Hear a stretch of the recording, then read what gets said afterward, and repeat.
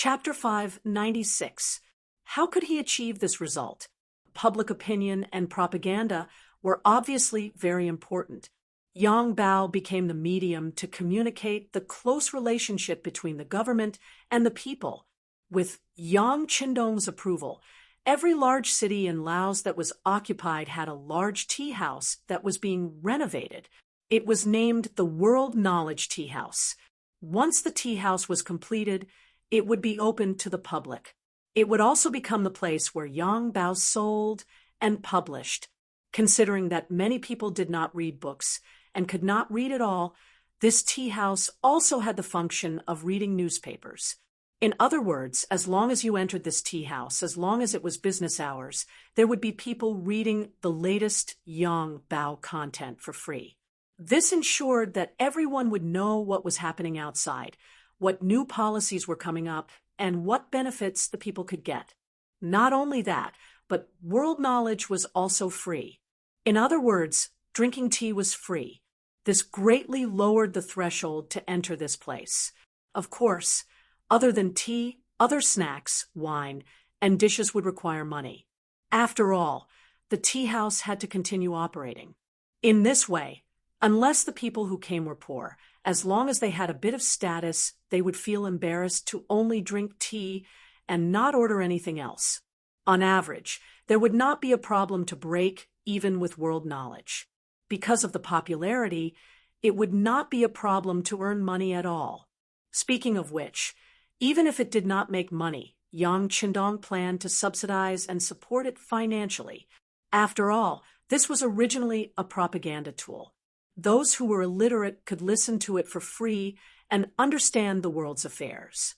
Those who were literate could directly buy the latest issue of Yang Bao and take it home to slowly read it.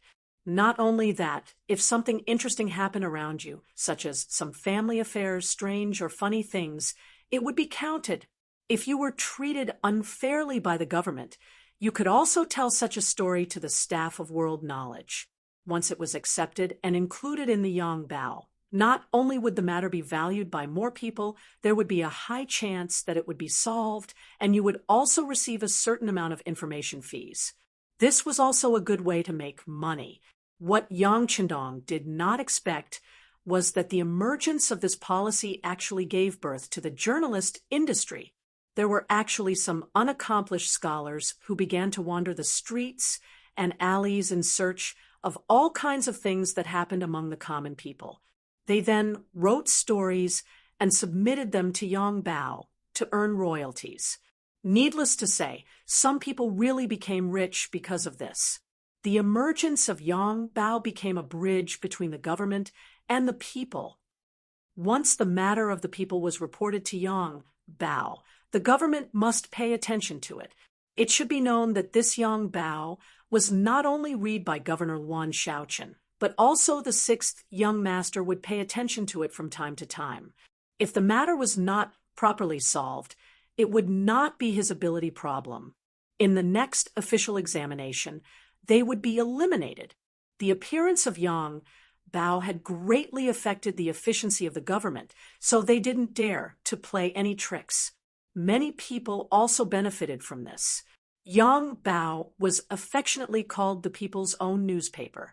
Because of this, the World Knowledge Tea House was full every day, other than some high-ranking officials and nobles who liked to appear here and know the contents of Yang Bao. Immediately, many people who had a little spare money were also willing to spend money here. These people seemed to be afraid that the World Knowledge Tea House would not be able to continue operating because of free tea. In this case, if they had any grievances or hatred, they would not have a direct channel to the higher-ups. Therefore, Air and the others would come to support them. Once an industry was recognized by the people and received the support of the people, not only would it have a greater influence, but the speed of making money would also begin to accelerate.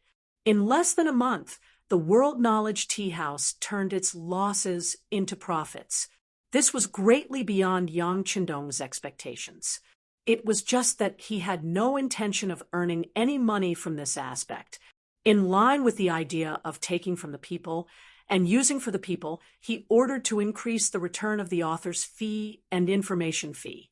As a result, more and more people either raised the information or directly submitted a draft. Some people, when they really couldn't find any problems with the government, wrote a story about how his neighbor quarreled with each other last night and didn't sleep well.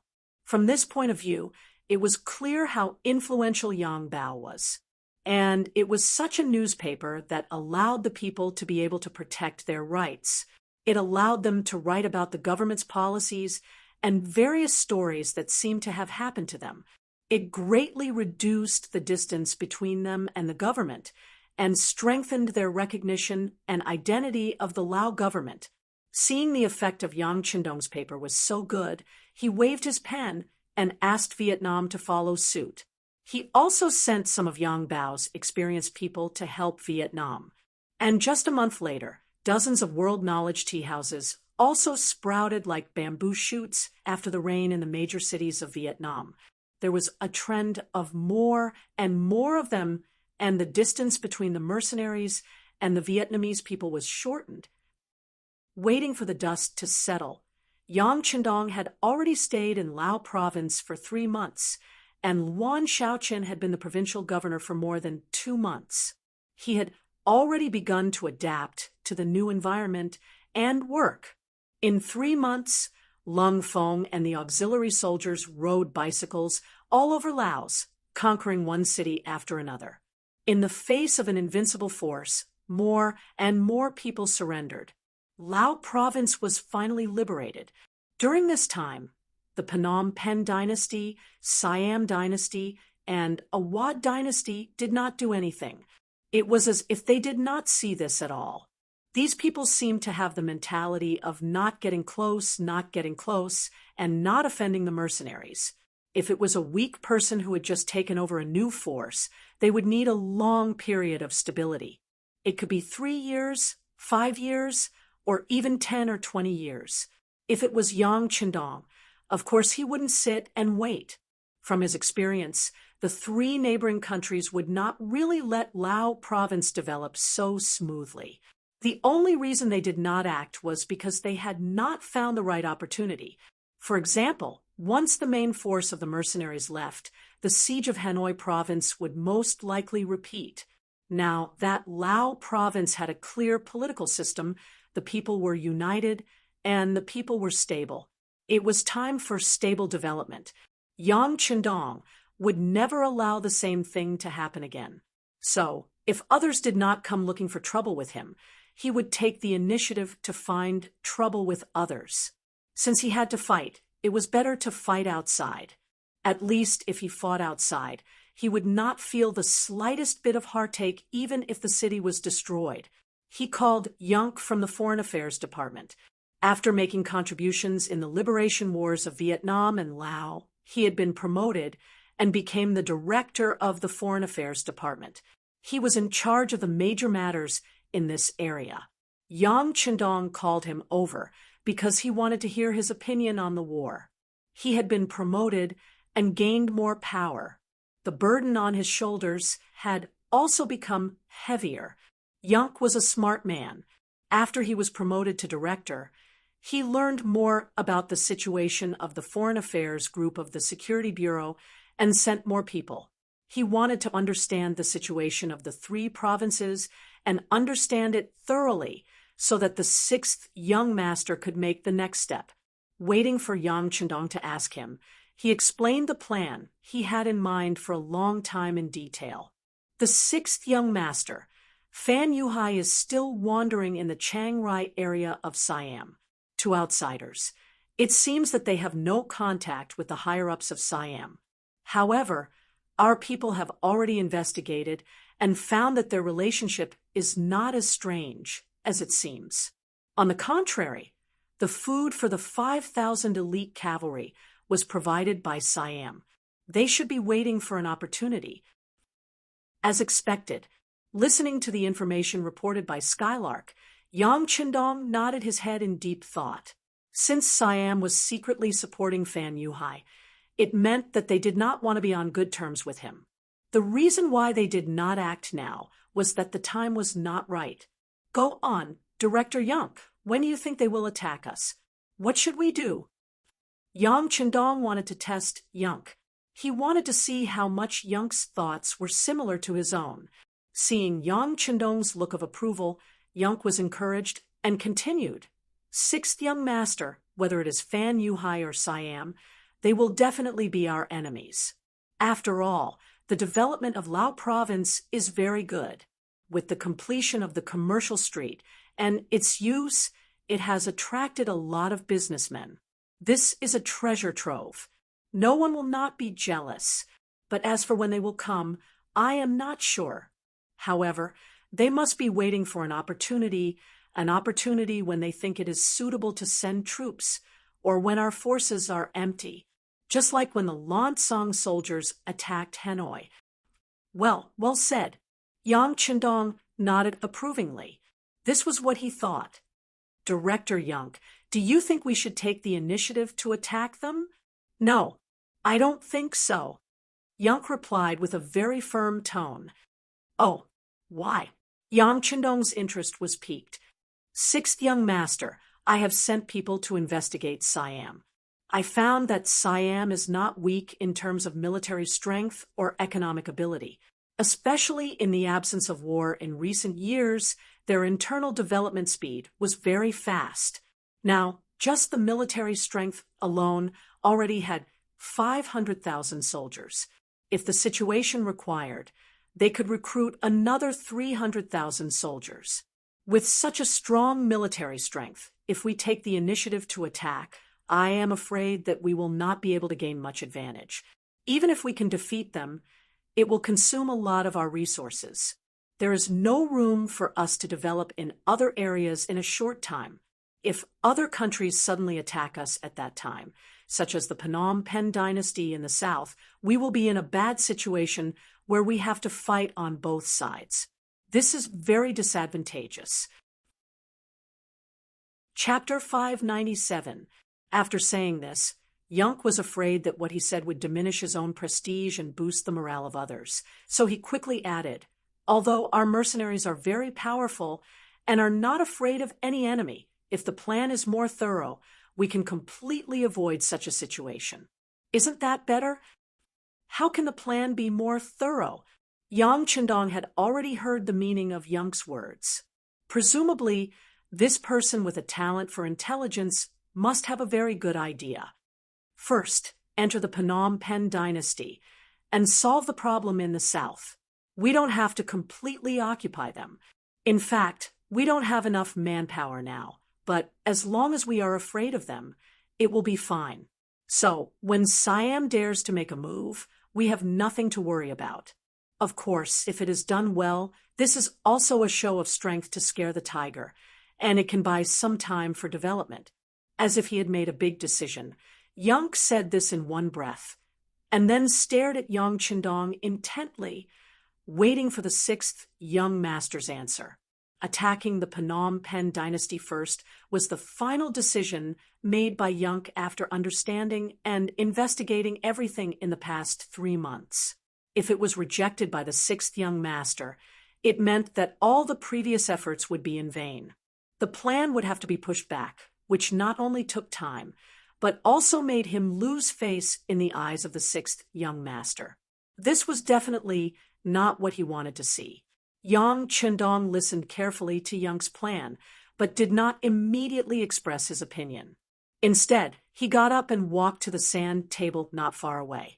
When Young also walked to his side, he asked casually, if we want to attack the Phnom Penh kingdom, we always need a reasonable reason.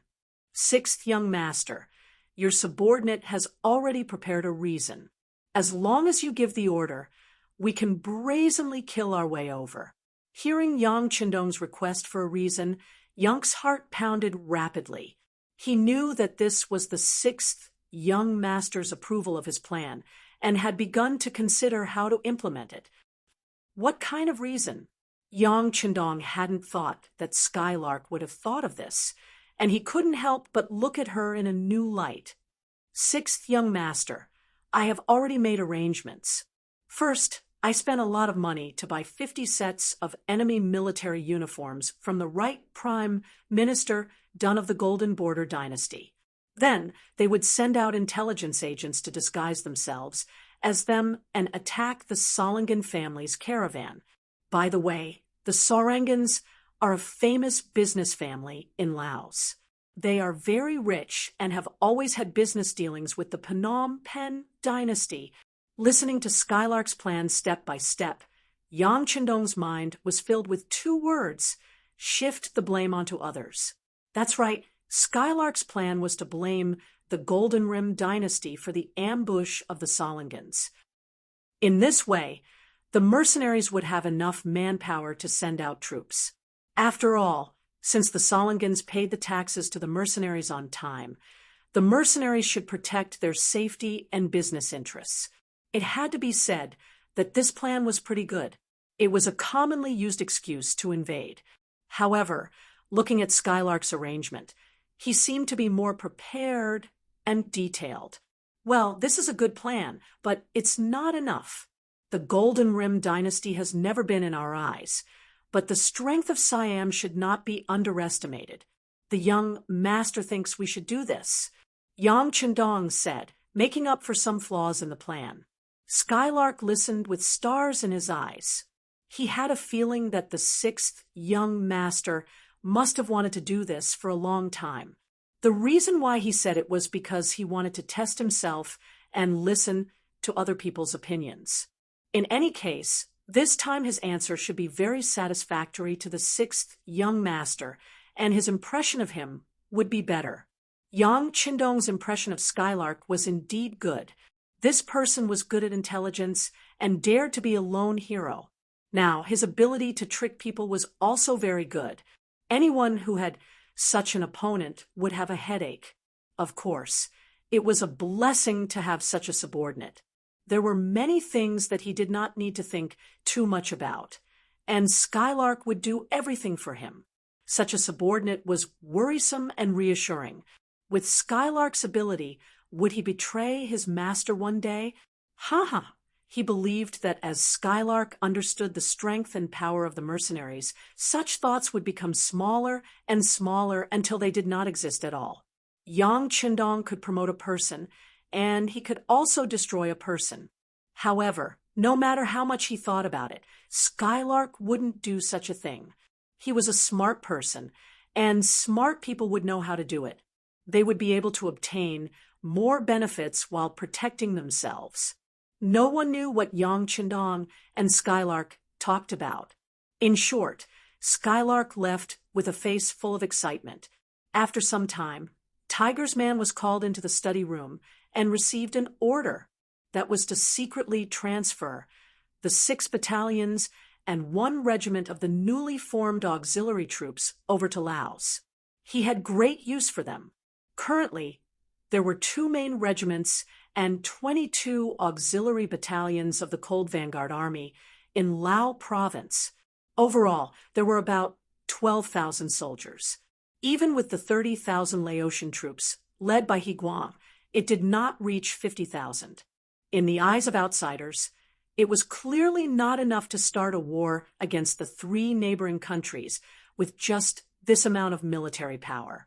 Although it was said that quality was the most important thing in an army, if there were too few men, they would not even be able to defend the city. How could that be possible? In order to make preparations, Yang Chendong could only go to Chichen City to transfer more troops. With another Cold Vanguard regiment and 6 other battalions, although there were only 4,000 men, it was still not enough. However, it was more than enough to deal with the current situation. At least the plan could be carried out. Our forces are still too little. Yang Chendong sighed and shook his head, suppressing the thought. With his current strength and the number of people under his control, it was not too difficult to build an army of a few 100,000 men. However, how could an army like that fight? He wanted to build elite troops. This way, not only could he equip them with the best equipment, he could also save a lot of money. Although he didn't lack money now, there were too many things he wanted to do. For example, he was preparing to build cement roads in all directions on all the land he occupied. Just this project alone would cost a lot of money. After Skylark received Yang Chendong's permission, he began to plan. Only 10 days later, he received news that the caravan of the Sorangan family was returning from Golden Rim City, the capital of the Golden Rim dynasty. Tell them to get ready. The plan will be carried out at Shangding. Skylark said confidently. Shangding. It was one of the cities in the Golden Rim dynasty. It was close to the Mekong River and was very close to the Lao province. Because of the importance of the geographical location, it had also become an important supply point for many caravans.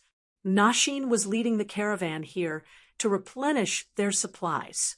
As an established business family in Laos, they bought a lot of new products from the commercial street in Wanxiang City when it opened.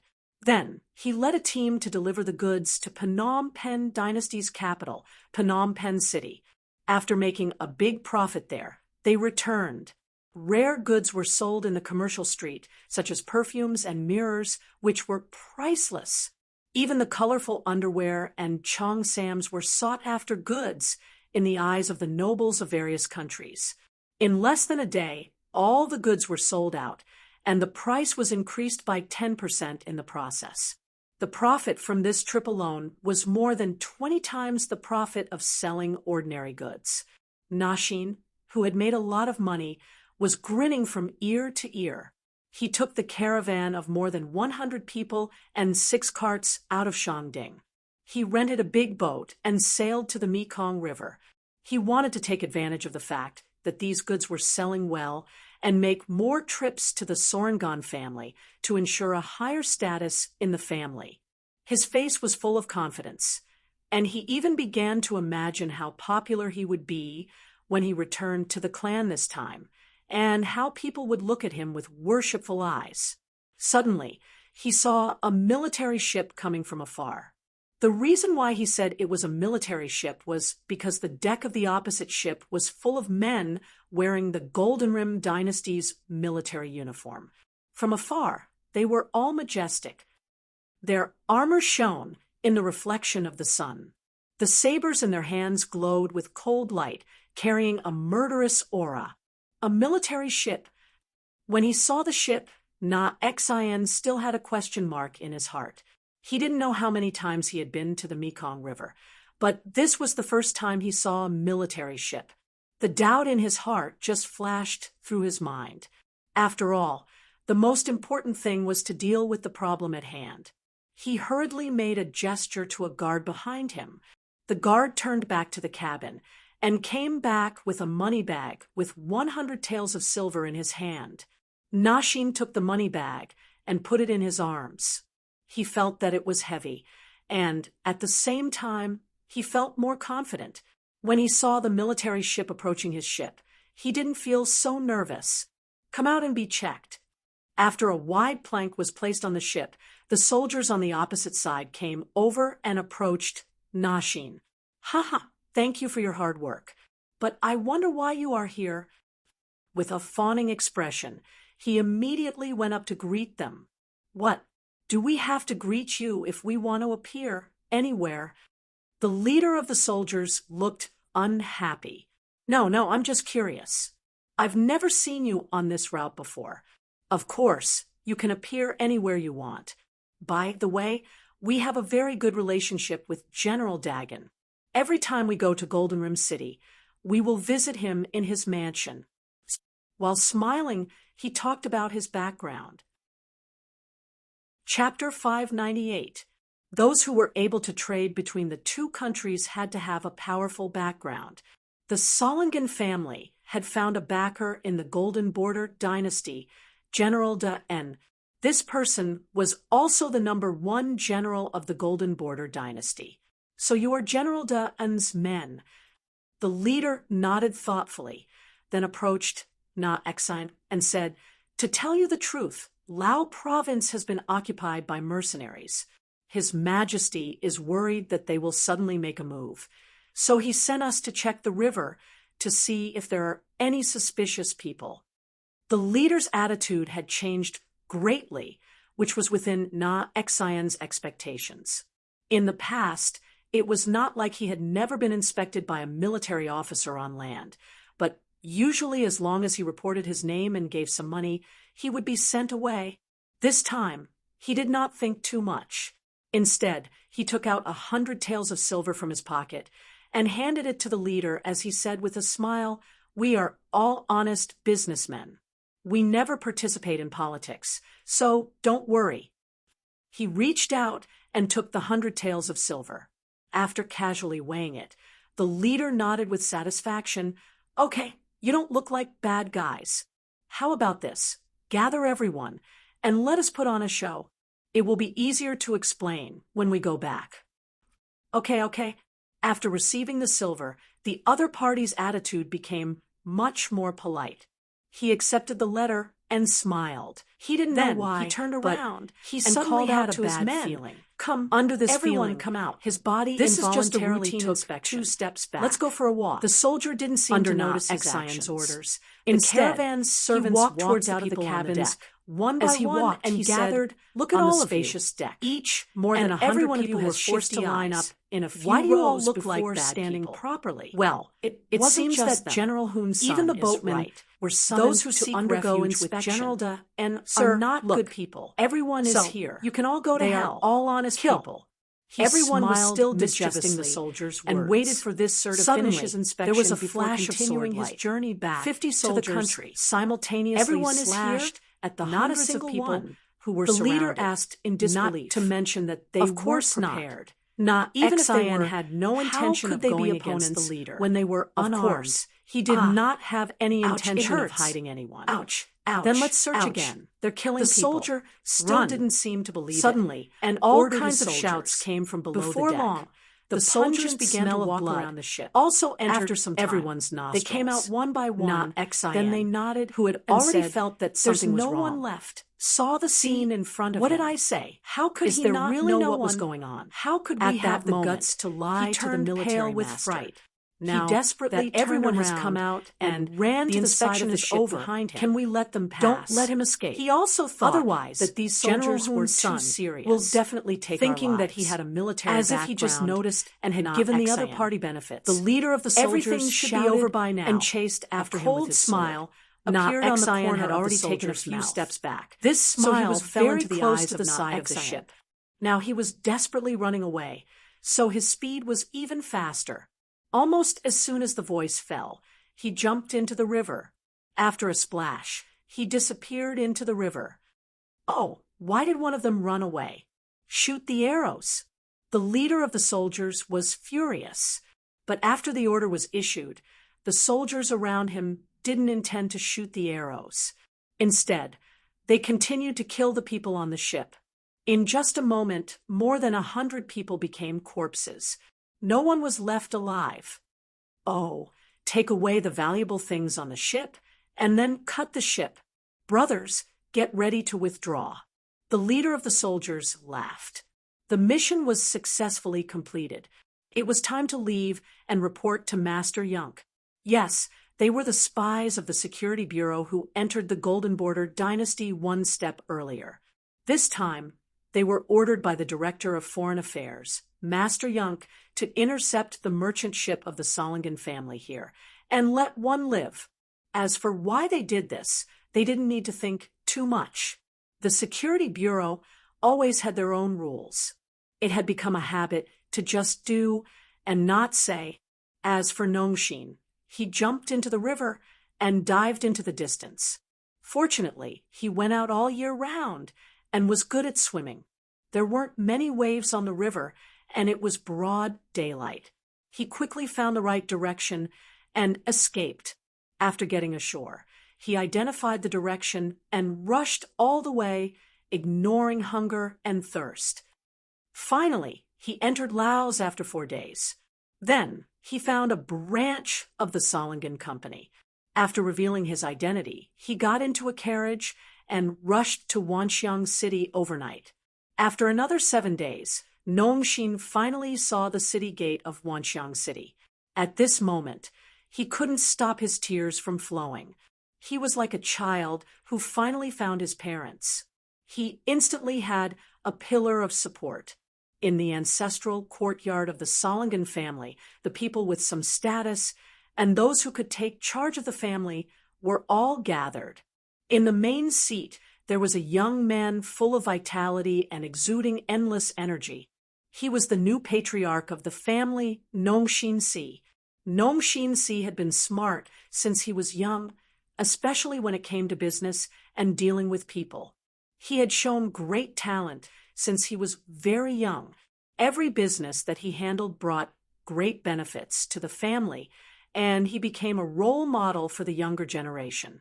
Since it was a big family, there was naturally no lack of talents. On the contrary, the mentality of seniority was very serious. Even if Nongxin-si had the ability, he still needed a huge opportunity to rise up. Otherwise, he could only wait until he had enough seniority. Nongxin-si's luck was quite good. The opportunity had finally arrived. The seemingly powerful Lansong kingdom had been destroyed in a single night.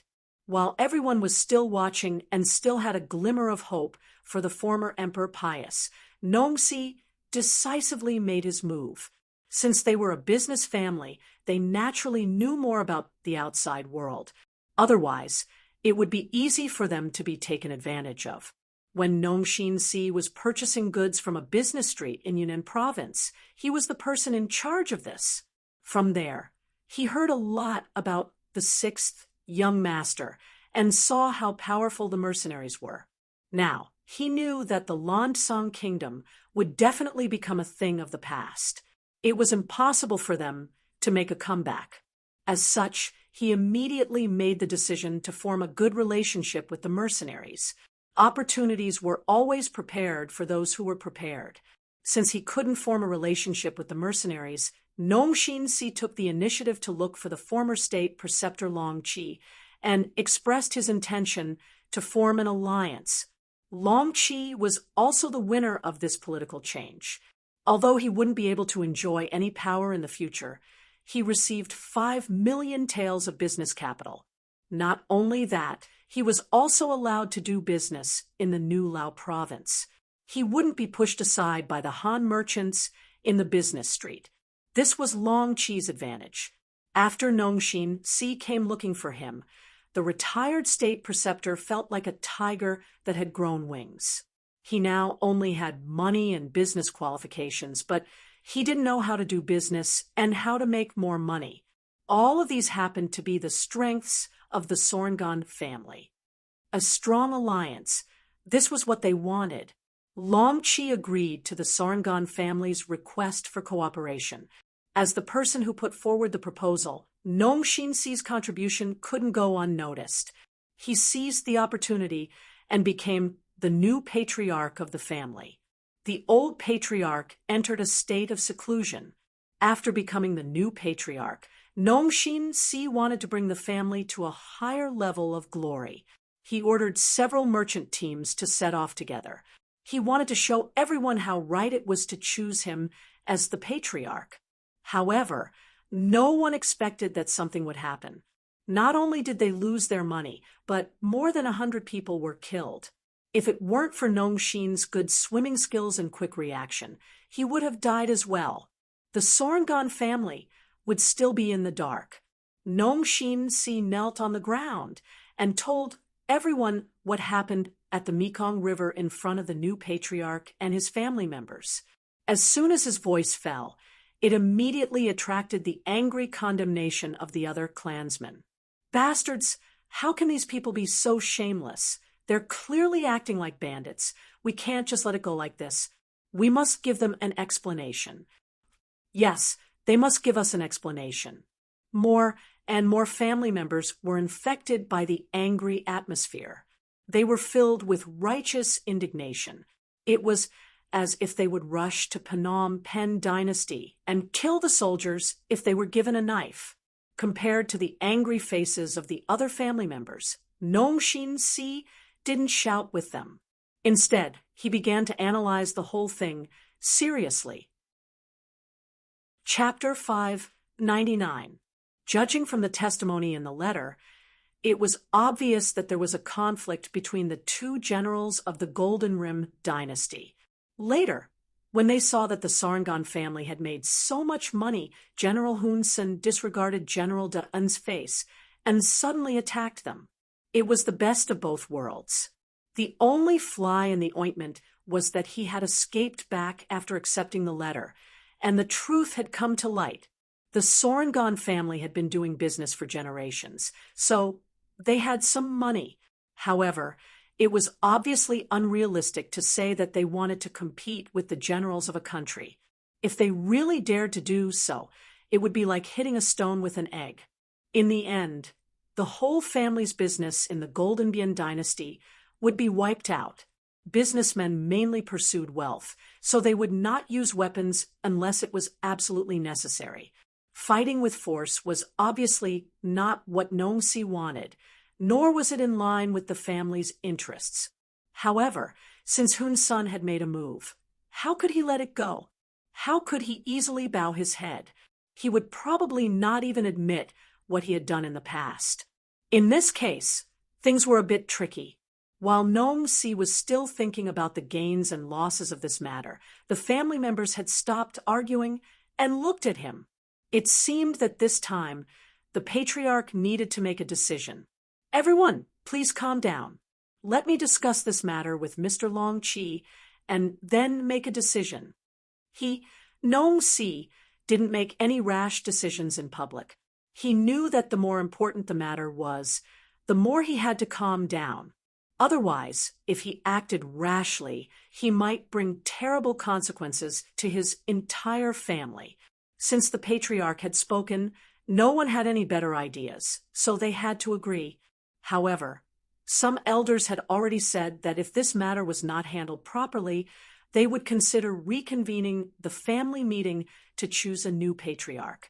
Nong Si could be promoted because he had Long Chi's support.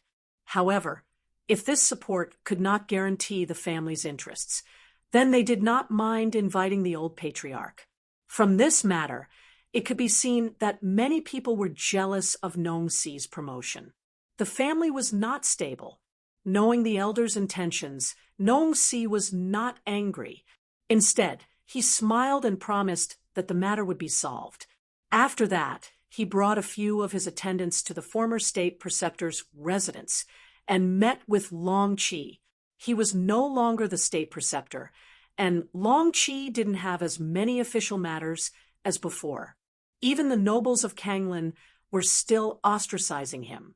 He wasn't used to being idle all of a sudden. Fortunately, the road of business had opened, and he had already begun to reap rewards. Shining silver entered his pocket, making him smile so widely that he couldn't close his mouth. He also seemed to have suddenly become younger. After being exposed, Nong Si's face showed a trace of embarrassment, but he soon returned to normal. A businessman must be thick-skinned. This was always the most important factor. A person who flinched when faced with a problem was destined to not achieve great things. Yes, Mr. Long, you're right. It's my fault. After admitting his mistake, Nong Si went straight to the point. I'm afraid it'll be difficult to resolve this matter. Since General Hun Sen has already taken action, he won't spit out the fat meat that's already in his mouth. In fact, he might even deny it. If that's the case, I'm afraid that even if General De N puts pressure on him, it won't work. Not to mention, it's still unknown whether the two generals will really fall out with each other for a businessman like us. So, we have to make other preparations. Other preparations? What do you mean? Long Chi naturally understood the reason behind it. Officials protecting each other was not just a saying. When facing merchants, officials would always have a sense of superiority. Naturally, Nong Si's considerations had their own reasons. After pondering for a moment, Nong Si finally raised his head and said to Long Chi, "We have to be prepared. If we really can't do it, we can ask for help from the mercenaries." Ask for help from the mercenaries? Long Chi was shocked after hearing this. Then he shook his head and said, No, no. How can the mercenaries bother with such a small matter? Besides, the Golden Border dynasty is an independent dynasty. They have no subordinate relationship with the mercenaries. Long Chi shook his head, of course. He used to be a state preceptor, but now he was just a commoner. Previously, Yunk wanted to use him, so he was allowed to make conditions. Now that he was given 5 million taels of silver, he was allowed to do business, and he was given priority to take some goods from the commercial street. This was already very considerate. One shouldn't push one's luck. Naturally, this was also because Long Chi was currently in a weaker position. Otherwise, who knows how many times he would have taken advantage of this situation. Why not? Nong Si's face was firm. Mr. Long, didn't the mercenaries say that? They will protect the people. Oh no, it's the interests of the people under them. Now that we are in Laos, we are already considered citizens here. We are doing business and have paid the business tax. Now that we have a problem, shouldn't we ask for help? Nong Si wanted to say that he should ask for an explanation from them, but he knew that he should keep it to himself. He didn't have the guts to make things difficult for the mercenaries. I still can't. Long Chi was first persuaded by Nong Si's words, but then he shook his head. Now he was just a commoner. Who knew if the mercenaries would care about him? If he took the initiative to ask for help, what if the mercenaries suddenly wanted to settle old scores? Money moved people's hearts. Now everyone knew that he had received 5 million taels of silver from the mercenaries. If someone wanted to take advantage of him and took the initiative to ask for money, should he give it to them? As for whether the mercenaries would do this, Anyway, when Long Chi was the state preceptor, he did this many times, judging others by their own standards. Of course, he would think that this was the right thing to do. Long Chi shook his head like a rattle drum, which made Nong Si feel a little discouraged. The reason why he wanted to work with Long Chi was not only because he could get more goods from the business street, but also because of Long Chi's connections and identity. If he couldn't even do this, why should he work with Long Chi and give up the benefits? This was not an ordinary matter. It was related to whether he could continue to be the head of the family. If he couldn't find a reasonable solution, he would be beaten back to his original state. It might even be worse than before. After all, everyone knew that he had the ambition to be the head of the family. Back then, no matter who became the head of the family, they would all suppress him. Now that he was the head of the family, of course, Nong Si didn't want to return to the past, let alone the past that was worse than before. Nong Si didn't want to be too harsh, but he had no choice but to use his trump card. Mr. Long, you must report this matter to the mercenaries and ask them for help. If you can't do that, I don't think there's any need for you to cooperate with the Solingans. What did you say? Long Chi's gaze turned cold. The aura of a superior was revealed at this moment. Chapter 600. It was just an empty threat. Nong Si did not take it seriously. I've already made it very clear. Please reconsider your choice. That's right. Working with you is the result of my insistence. However, if I'm no longer the patriarch because of this, then our cooperation will naturally end. Moreover, I think that even if there's a new patriarch, they won't work with you anymore.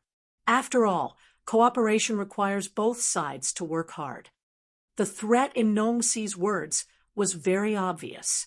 Cooperation required both sides to work hard, and also required both sides to display their strength. If Long Chi did not have the strength, the outcome would be obvious.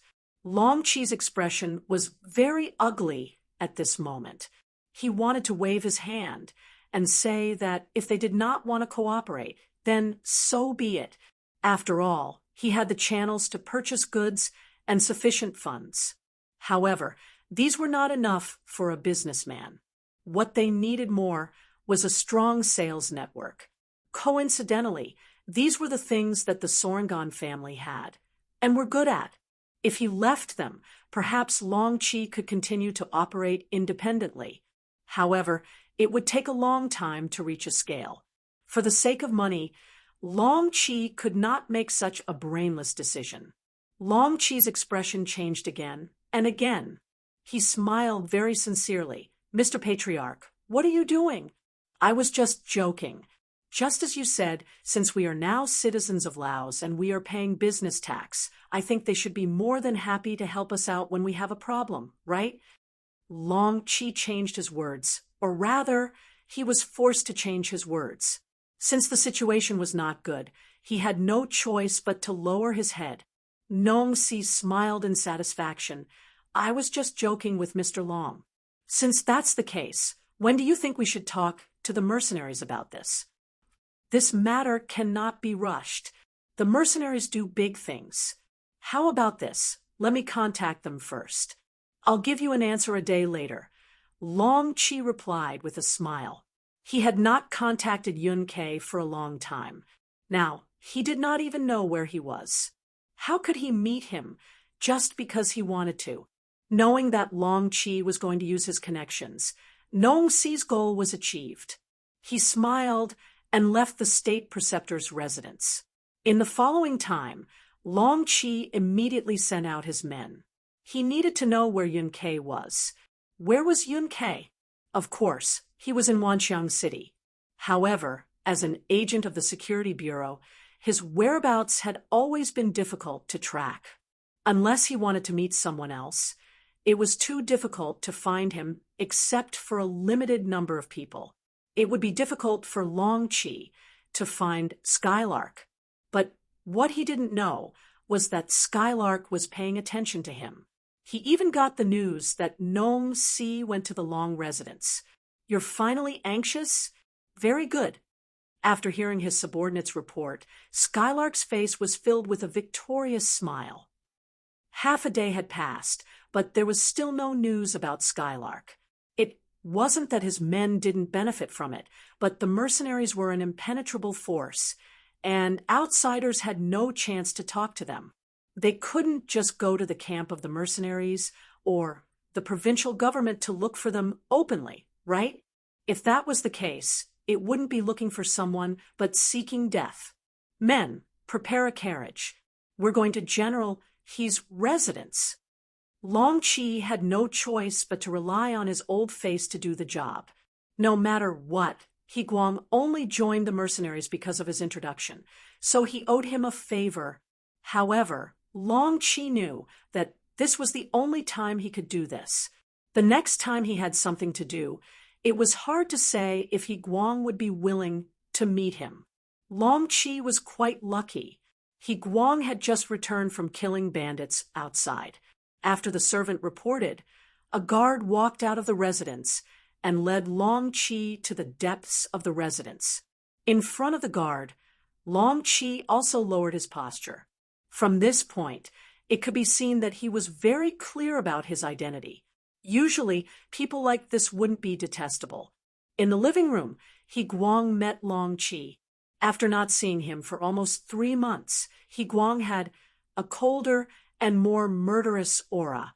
Fortunately, when he saw Long Chi, he intentionally restrained his murderous aura and showed a warm side.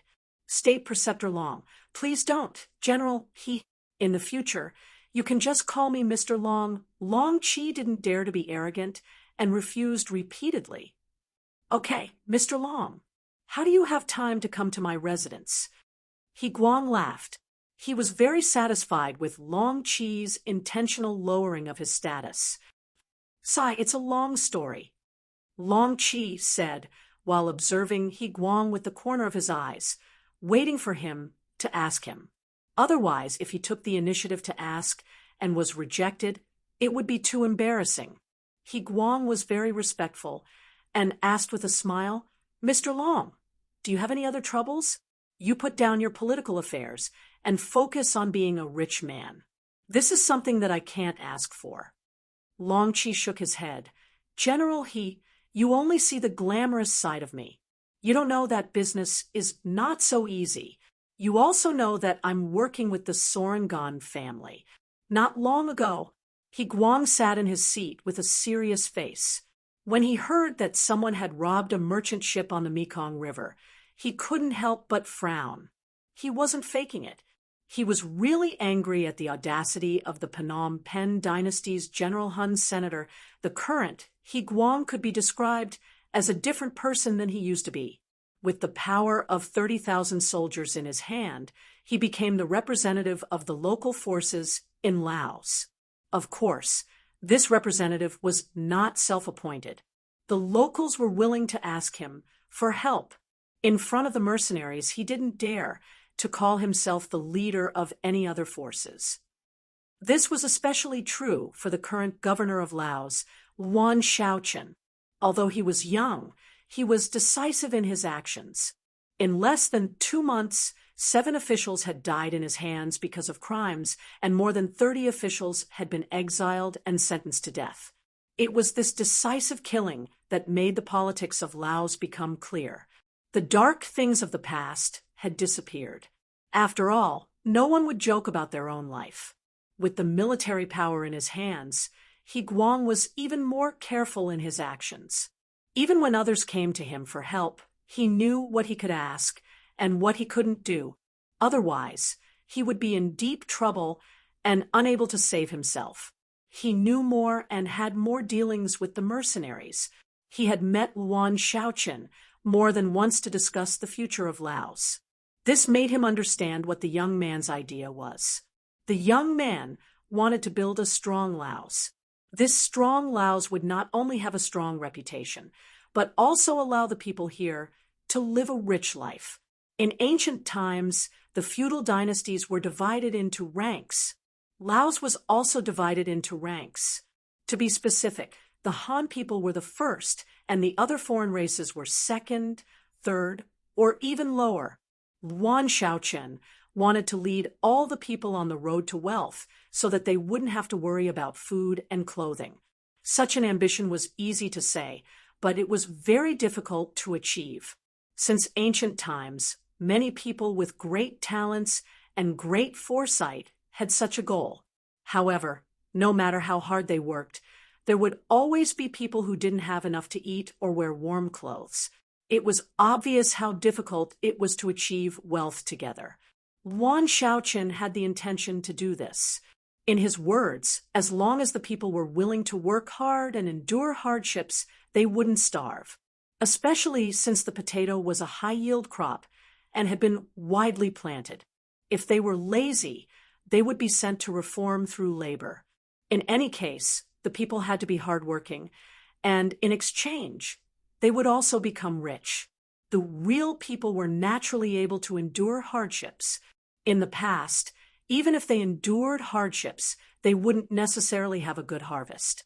However, under Yuan Shaoqian's leadership, the lives of those who could endure hardships began to change.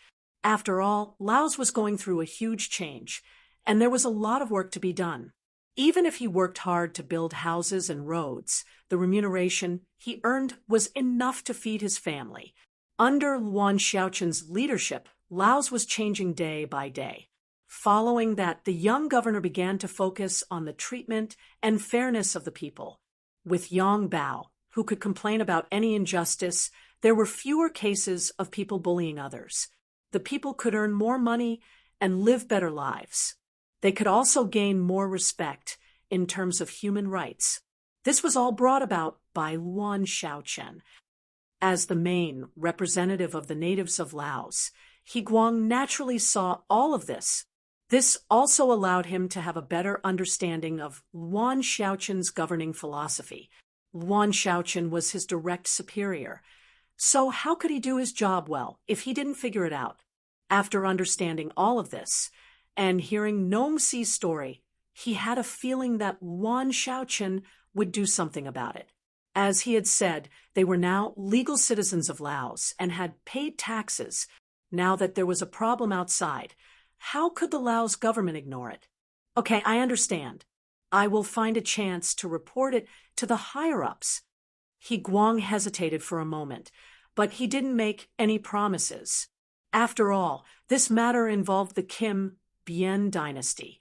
Although the mercenaries were powerful, they had taken down Jiaoji and Lansang kingdoms. Now was the time to digest the fruits of their labor. Who knew if there would be more problems? Long Qi knew that He Guang's current position was a little awkward. With a new master, he had to worry too much about what he said. Long Qi didn't press him too much, and instead, he cupped his fist to express his gratitude. After staying for a while, he left the He mansion. Yang was in Yang Chendong's mansion, discussing the next step. Since the plan had already started, there was no reason to stop. As the governor, Luan Shaoqin was not only in charge of the civil affairs, but also the military. This made him very busy, but also greatly increased his power. For example, if one were to take control of the military and government at the same time, it might cause problems in peacetime. However, in an unstable and dangerous place, such a method of centralizing power in one person was still necessary. At the very least, it would save a lot of unnecessary wrangling. Compared to 2 months ago, Luan Shaoqin was thinner and more tanned, but he looked more energetic. After the attendant invited He Guang into the office, he held a piece of paper in his hand and asked 7 or 8 questions. This was one of the methods Yang Chendong used to train them. A good memory was not as good as a bad pen. When He Guang came, he was very clear about the situation of the army. Naturally, he answered all the questions without showing any panic. About an hour later, the questions were answered. Luan Shaoqin nodded with satisfaction. General He, thank you for your hard work. Laotian is going to be a period of great development in Laotian. We absolutely cannot allow any chaos in public security. So please don't relax and keep an eye on things. If you find any problems, solve them immediately. If you can't solve them, just report to me. Yes, Governor Luan, don't worry. I know what to do. He Guang's attitude was very humble. He did not dare to call himself a general in front of Luan Shaoqin. After the work report, Luan Shaoqin picked up the tea on the desk and took a sip. Subconsciously, she reminded He Guang that he could leave. Usually, at this time, the subordinates would immediately stand up and leave with the excuse that they still had work to do. However, this time, He Guang did not do so. Instead, he said tentatively, Governor Luan, I have something that I should report to you. What is it? Luan Shaoqin was a straightforward person. He was too busy with work. If he was not too busy, he would not ask He Guang to leave immediately, because in a while, it would be time for the next person to report. It wouldn't be good to chat with others while drinking tea and delaying the main work. Since he had made up his mind, He Guang no longer hesitated. Instead, he used the simplest and most concise words to explain the matter that Long Qi had told him. After saying this, he immediately shut his mouth. He could pass on the message, but it was not up to him to make the final decision. He originally thought it was a military matter. He did not expect that the citizens involved were treated unfairly in other countries. This was the first time he encountered such a matter. For a moment, Luan Shaoqin did not know how to deal with it. However, his intuition told him that it was not a small matter. Okay, I understand. How about this? I will go to General He's residence tonight. Haha, speaking of which, I have been here for more than 2 months, but I have been busy and did not visit your wife. It is very rude of me, and when the time comes, I would like to ask General He to invite the people involved. I want to hear their words. Luan Xiaoli's face was full of smiles. When He Guang heard this, he was excited. Yes, then this general will be waiting for the governor's arrival tonight. What do you mean by not arriving? He said that he was just going to walk around casually. Don't make such a big commotion. Luan Shaoqin was still smiling, but the reminder in his words was very obvious. That was, he wanted to keep the matter of him going to the He residence as low-key as possible. Don't let everyone know. He Guang immediately understood Luan Xiaoqin's meaning. The other party did not want to make a big commotion before making a decision. He immediately nodded. Yes, Governor Luan is right. We are just going to walk around in private. We will not disturb others. Very good. Then I will trouble General He to go and prepare. After He Guang left, Luan Xiaoqin intentionally stood up to send him off. This gave He Guang a fright. He quickly said, Governor Luan, please stay. However, the moment the door closed, He Guang's bent body immediately straightened. This was the first time the governor personally sent him off after he reported his work. Although it was just for show, it was already a big improvement. It proved that his actions had caught the other party's attention. This was definitely a good start. It seems that I did the right thing by reporting this matter. I'll go back now and bring Long Qi and that Tanong Si over. I'll tell them what they can say and what they can't say when they meet Governor Luan tonight. He Guang muttered to himself as he walked out of the building. In the office, Luan Xiaoqin had already closed his eyes and leaned against the back of the chair. Early this morning, he received the decision of the 6th young master to go on patrol. Therefore, when such a problem arose, it was impossible for him to ask for advice.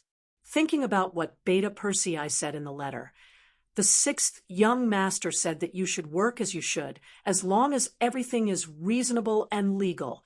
If anything happens, he will take care of it. This was not as simple as just saying. Luan Xiaoqin knew that since the 6th young master said it, he could really do it. Even so, if he asked for advice on everything, he would be too narrow-minded. It's just the Phnom Penh dynasty. Daring to touch the caravan of Lao province is tantamount to provoking the Lao provincial government. Even so, it is absolutely impossible for the other party to not give an explanation. Otherwise, if they attacked the caravan this time, I am afraid they will attack us next time. After making a general decision in his heart, Luan Xiaoqin opened his eyes again. At this time, there were footsteps outside the door. It was the next official to be received. He Mansion. Today, after He Guang came back, the He residents began to clean up. Then, his personal guards were sent out one by one to be responsible for the safety of the surrounding streets. In short, Governor Luan came to his residence to give him face. Then, he absolutely could not have any problems, not even the slightest bit.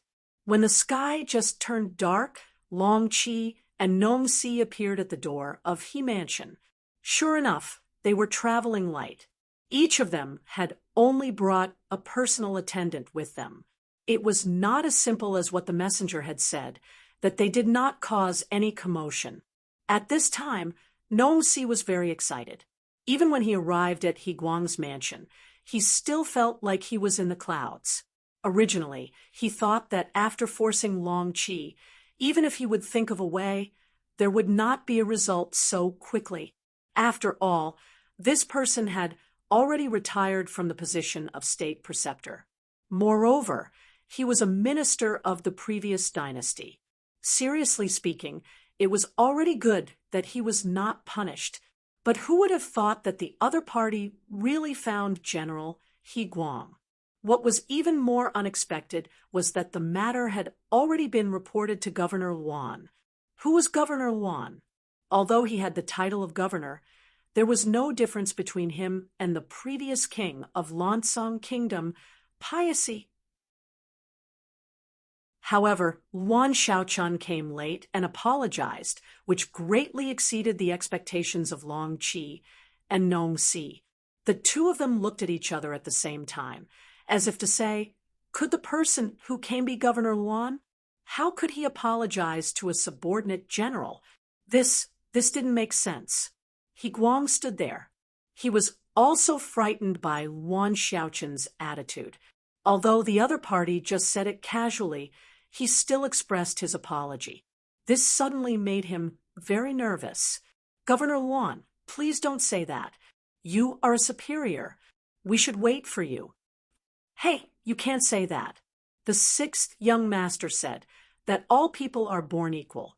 As long as everyone is willing to work hard, is willing to improve, and has a benevolent heart, then they will be respected. So, I came late and delayed your time. It's just an apology. It's nothing.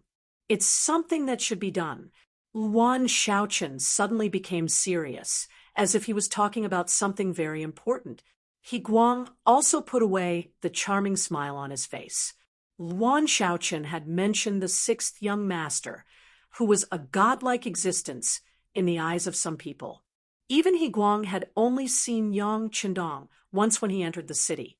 At that time, he was so scared that he didn't dare to raise his head. He only knew that the sixth young master was very powerful, very powerful.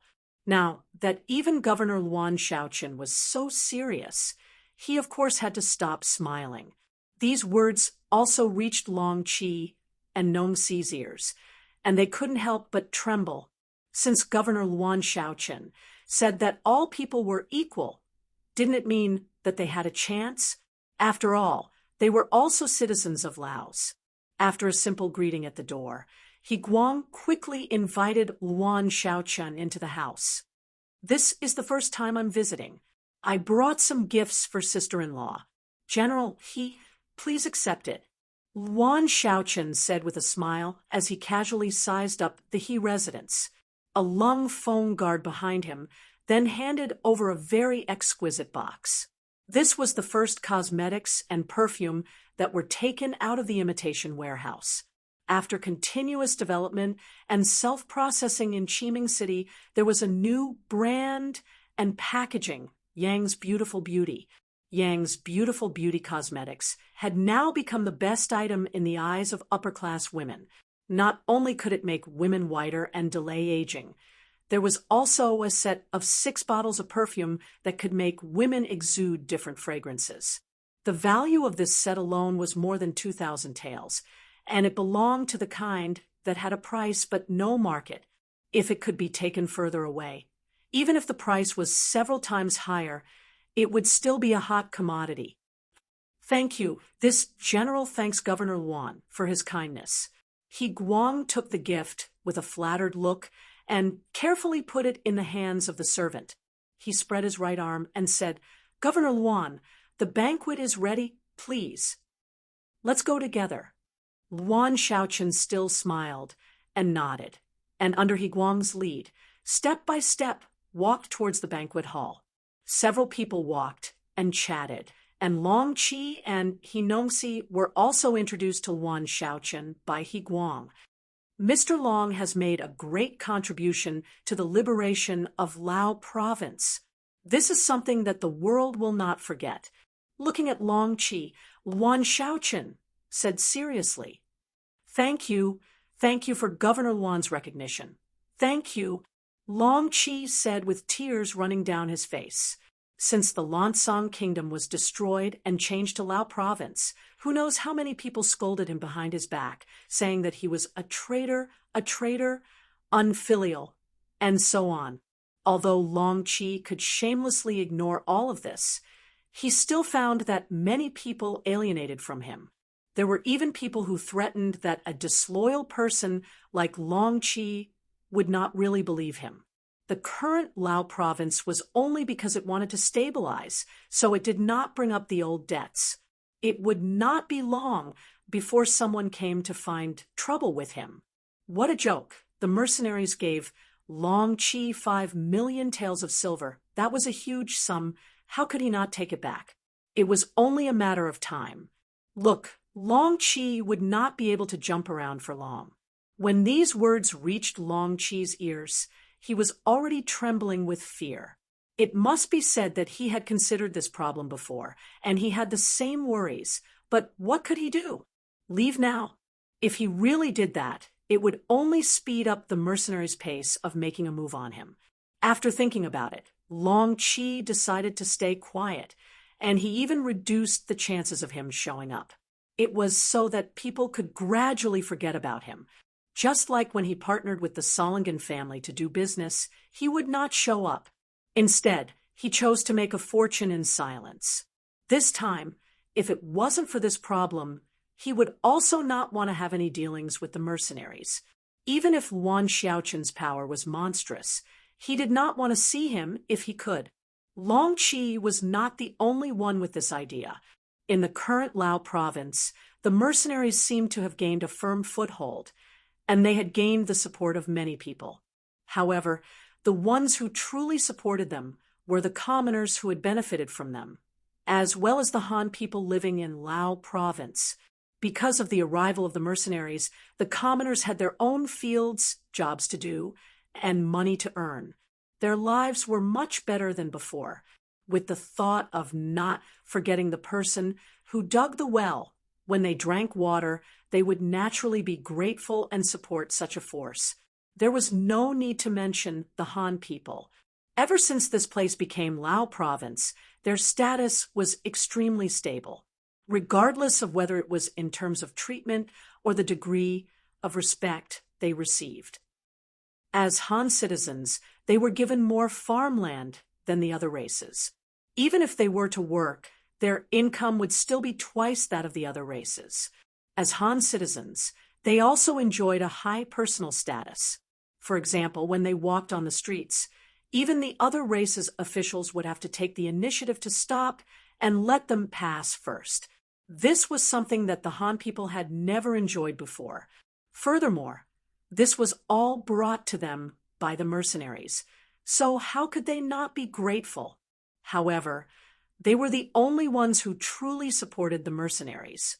As for the nobles and tycoons, they would only treat those who gave them more benefits. On the other hand, there was no need to talk about friendship. Only benefits were eternal. Long Qi also had such thoughts. He wanted to borrow the might of the mercenaries, but he did not want to get too close to them. This was the true thinking of people at his level. Right now, Wan Xiaoqin's words of "your contributions will not be forgotten by the world" made him feel as though he had found a soulmate.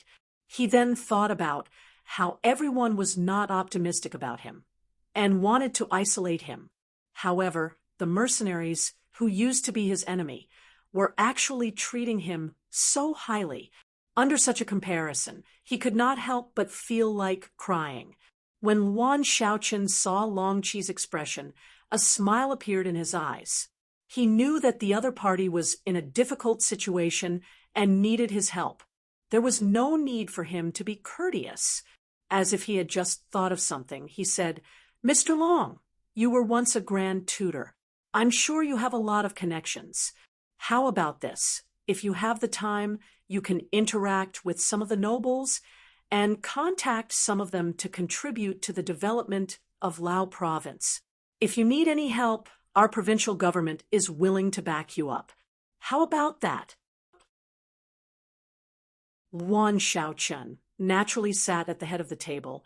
He Guang sat on the left, Long Qi sat on the right, and Nong Si sat on the opposite side. Wine and dishes were served, followed by a toast. After 3 rounds of wine and 5 dishes, everyone was almost done eating. Next, it was time to get down to business. Nong Si gave full play to his potential as a businessman. He told the story of Sarangan clan's encounter on the Mekong River as if it was a story. He didn't add anything, nor did he add any personal opinions. He knew that such a big event couldn't be exaggerated at all. Otherwise, it would easily backfire. Wan Xiaoqin listened very carefully. Even when Nong Si finished talking, he did not express his opinion at the first moment. On the other hand, He Guang, who was sitting on the left, reprimanded General Hun Sen's behavior. It seemed that he did it deliberately. After all, he was now a mercenary. Of course, he had to stand on the right side. Hun Sen? What's his background and identity? Wan Xiaoqin wanted to know more about the situation, so he looked at the 3 people. "Let me answer that," Long Qi said. He had always wanted to perform well. As a former state preceptor, He was very familiar with the situation of the surrounding countries. It was not an exaggeration to say that he knew everything. From Longqi, Yuan Shaochen learned more about Hun's senator. Hun's son was one of the important military representatives of the Golden Bian dynasty. His position in the army was second only to General De En. Although they were both generals, Hun's son and De En were quite different. General De En would treat his soldiers with sincerity. Unless it was necessary, he would not be too cruel to his soldiers. If possible, he would try his best to give his soldiers some opportunities to improve themselves. Hun's son was different. This person was ruthless and extremely greedy. He even dared to embezzle the pay of his soldiers, which caused many people to be dissatisfied with him. However, this person was very good to those who were stronger than him. He would give gifts during festivals, which made him a good impression in the eyes of the higher-ups of the Golden Bian kingdom. Even King Boromir had a good impression of him. It could be said that he was a typical example of flattering the superior and bullying the inferior. There were too many people who had received benefits from him, so it was difficult to touch him. After Longqi introduced the situation one by one, he finally added some of his own thoughts. As far as this old man knows, although this person is ruthless, he is still very discerning when doing things. He is very clear about who can be offended and who can't be offended. This time, he suddenly attacked the Sorangan family, which is different from his usual behavior. It is really unreasonable. What Longqi meant was that the Sorangan family was a part of Lao province and had a good relationship with De En in the Golden Bian kingdom. After thinking about it, there seemed to be only one choice left. How is it? Has the clan leader made his decision? Yuan Shaochen could wait, but he couldn't wait endlessly. There were so many things for him to deal with. Every minute was precious to him, knowing that he had to make a decision. Nong Si's eyes flashed with determination. Okay, I'll listen to Governor Luan's orders. He Guang and Longqi weren't surprised that Nong Si would be so tactful. If he hadn't made such a choice, they would have been suspicious and cut off all ties with him. After all, in a place like Lao province, disobeying Yuan Shaochen wouldn't lead to anything good. Okay. Yuan Shaochen patted the table to show that he was a little excited. That's it. Don't stop what the Solangan family has been doing. Once the Golden Rim dynasty gives a result that is not satisfactory, you report it to Yong Pao. After everyone knows about it through the World Knowledge Tea House, it's time for our government to step in. Yuan Shaochen didn't intend to directly put pressure on the Golden Rim dynasty. He even used the excuse of sending troops. At this stage, the main focus of the provincial government was still on economic development. If he really did this, it was inevitable that he would encounter some opposition. Although with his identity and relationship with Yang Qindong, he could make his words carry weight. After all, they were all working together. It was better not to fall out with him, if it was possible. If this matter was reported to Yang Bao, and the whole world knew about it, then even if it was for the sake of dignity and face, they could only fight. Only the people in the government would not say anything else. Only when the people's hearts were united could they do great things. Yuan Shaochen made a plan according to his thoughts. After an hour, he left He Mansion in a low-key manner, unless he had arranged a spy here before. Otherwise, he would not know that Governor Luan had visited his mansion at night. When Yang Qindong received the information from the Security Bureau that Yuan Shaochen had visited He Mansion at night and met with Longqi and Nong Si secretly, the corners of his mouth curled up. No, Governor Luan knows when to advance and when to retreat. It's good that he knows to keep a low profile before things are settled. But if that's the case, I think we have to speed up our actions. Looking at the vast, dense forest in front of him, he issued a military order. speed up the march and gather at the designated place. The capital of the Golden Rim dynasty was Golden Rim City. The people sent by the Solingans finally arrived. They found General Dagon and asked him to put pressure on the Golden Rim dynasty. At the same time, they found General Hun's son to express their dissatisfaction and their intention to ask for the silver back. Hun's son was naturally confused. Why did he have to give the silver back to them? Moreover, it was more than 100,000 taels. Did they think he was easy to bully? They could find any reason to bully him. The other party was just a businessman from Laos. He couldn't represent the Laos government, let alone the mercenaries. Why should he be afraid of such a person? As a result, he was kicked out before he could even see General Hun Sen's face. The soldiers also threatened that if he dared to make trouble again, it wouldn't be as simple as kicking him out next time. At least a part of his body would be left behind. The people from the Solingans who found General Dagon didn't have a good ending. General Dagon had only received some benefits from them. Why would he fall out with another general with real power for such a small benefit? Choosing the lesser of two evils, Dagon's approach wasn't wrong. But what he did was equivalent to cutting off all hope for the Solingans. The people who were sent out returned to Wanxiang City and reported the result to the patriarch Nong Si. If it was before, Nong Si would have been heartbroken and helpless when he heard the result. But now, he knew that Governor Luan would take action. He naturally had confidence in his heart. He immediately ordered people to find the arranged reporters and let them report to Yang Pao about the tragedy of the Solingans caravan in Shangding City of the Golden Rim dynasty. It was also known as the Mekong River tragedy. The next day, the Yang family published the Mekong River tragedy in the newspaper.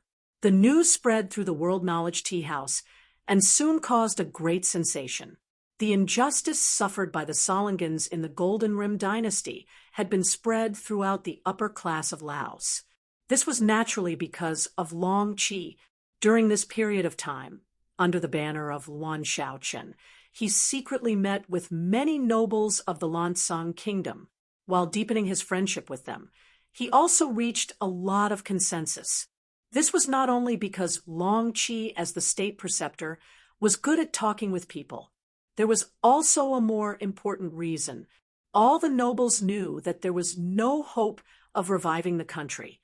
Even their king, Piacy, was said to have been sent to the sea and put under house arrest.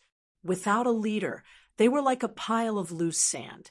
It was too difficult for them to make any progress. They were defeated one by Long Chi using various means. It was one thing for Long Chi to say it, but it was another thing for it to be published in Yang Pao. This would make it known to everyone. It was even tantamount to forcing the government to make a statement. Could it be that the young Governor Luan was ready to put pressure on the Golden Rim dynasty and was even prepared to go to war? When the nobles were still guessing how much trouble this matter would cause, the news spread to the people and really caused a lot of anger. Many people were very unhappy with the behavior of the Golden Rim dynasty. With the help of some people, there were already many people who thought that the Golden Rim dynasty should give an explanation for this matter. If they still did not bow down, then they would not hesitate to go to war. For this reason, many young people said that once the war started, they were willing to sign up for the army and do their best to protect the dignity of Laos.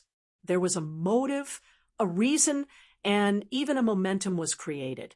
On the third day, Luan Shaochen, who had been secretly paying attention to this matter, finally expressed his opinion at a meeting of the provincial government.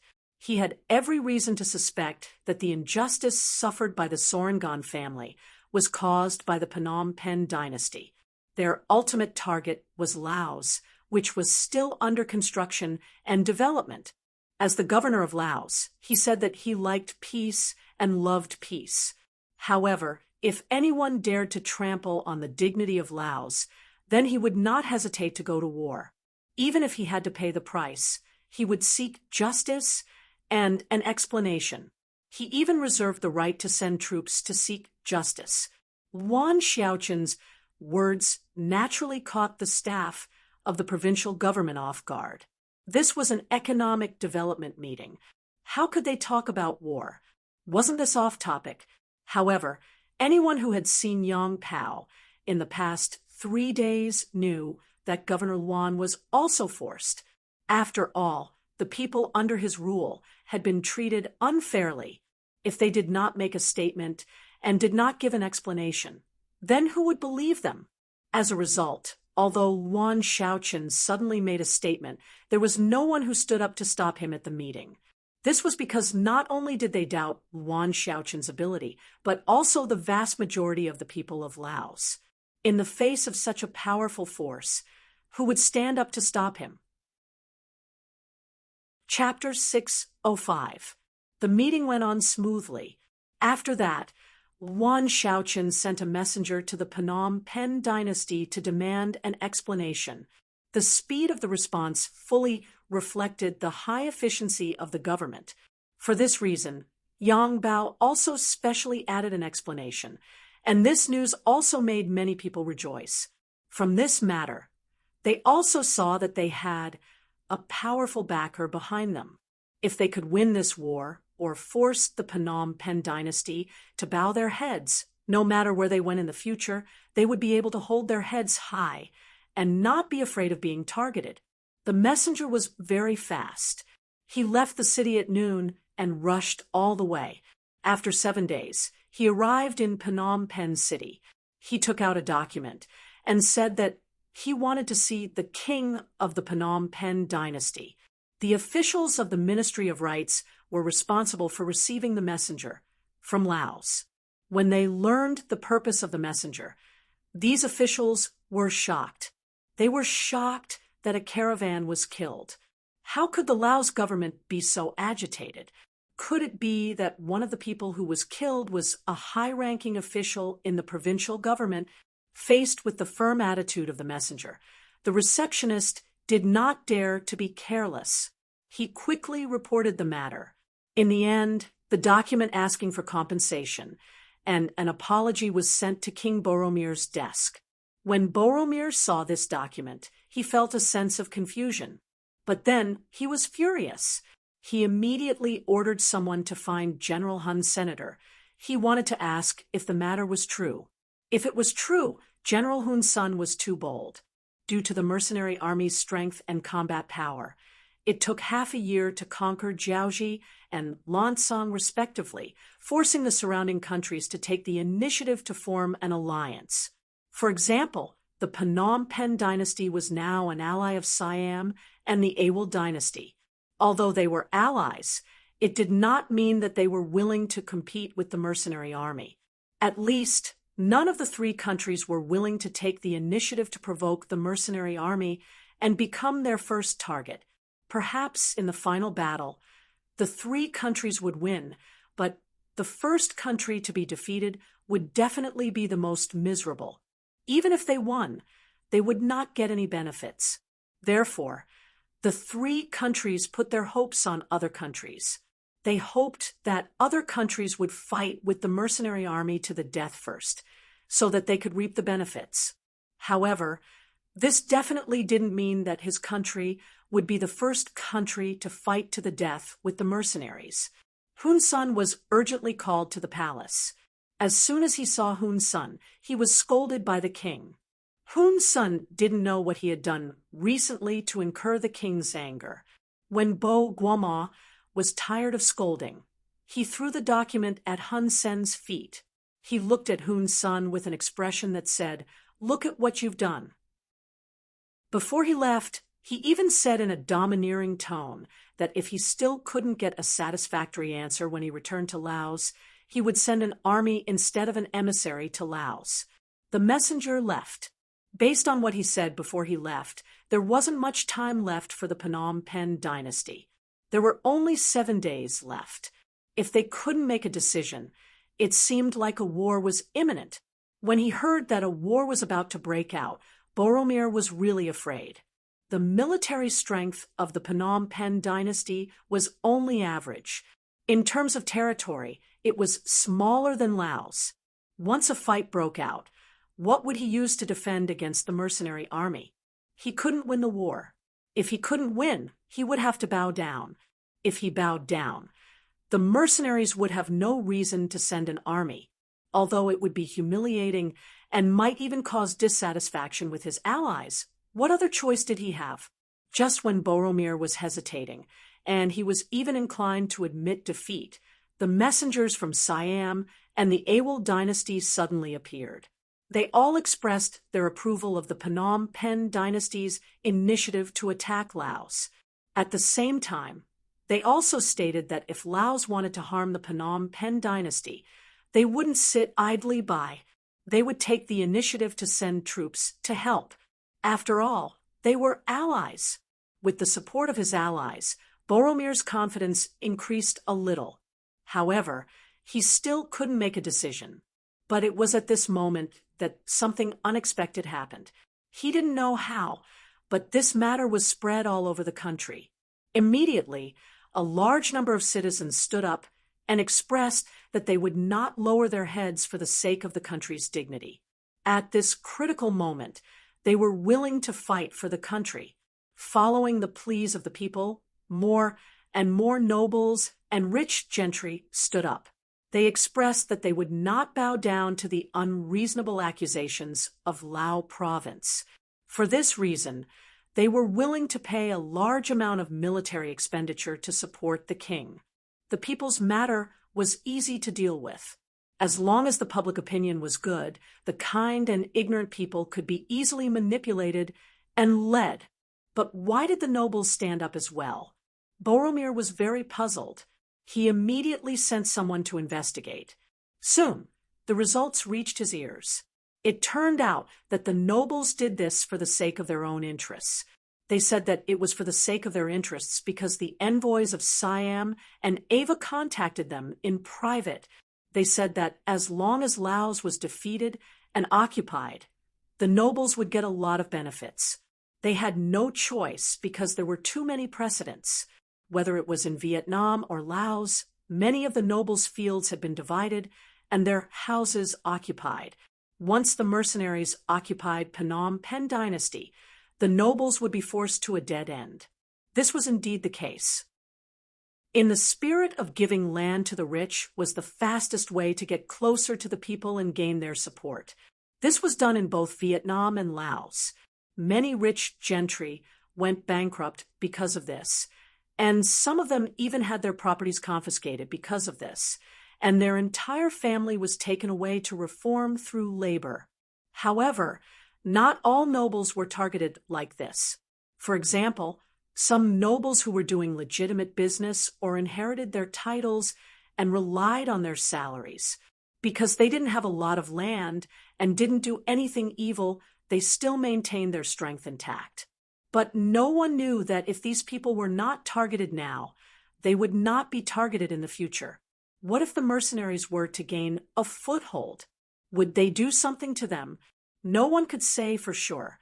This scared the nobles of Phnom Penh dynasty. In addition, some people instigated them, so they all stood up. Instead of being at the mercy of others, they might as well fight.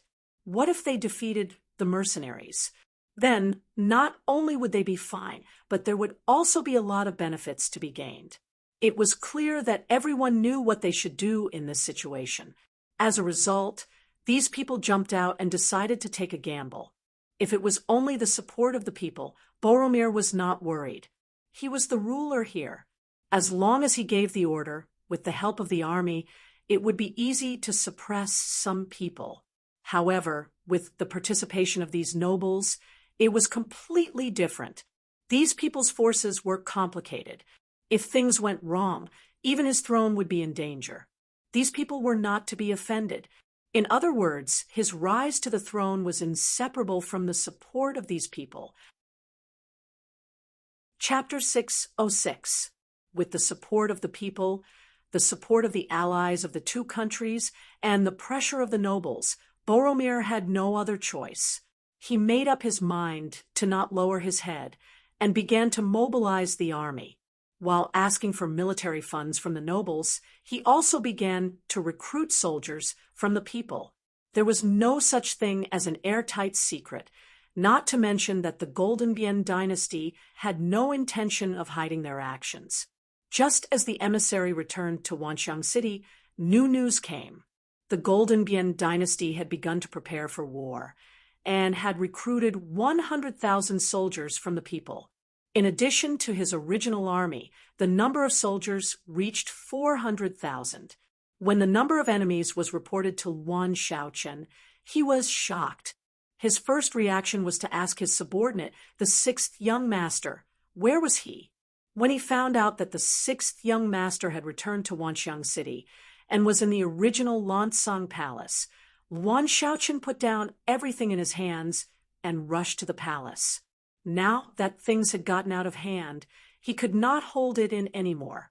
He urgently needed the support of the sixth young master. Yang Chendong returned to Wanxiang City the night before yesterday. As the saying goes, leaving the city without a sound, returning without a sound. He returned after arranging everything. After being busy for a while, he came back and had a good sleep. When he woke up, Yang Chendong began to stroll around the palace. As he walked around, he clicked his tongue and sighed. These bastards really know how to enjoy life. The country isn't very big, and there are still many people who can't afford to eat. Their palaces are bigger and more luxurious than the other. How many people's hard-earned money is this? Young master, the palace in Crimson City is better than here.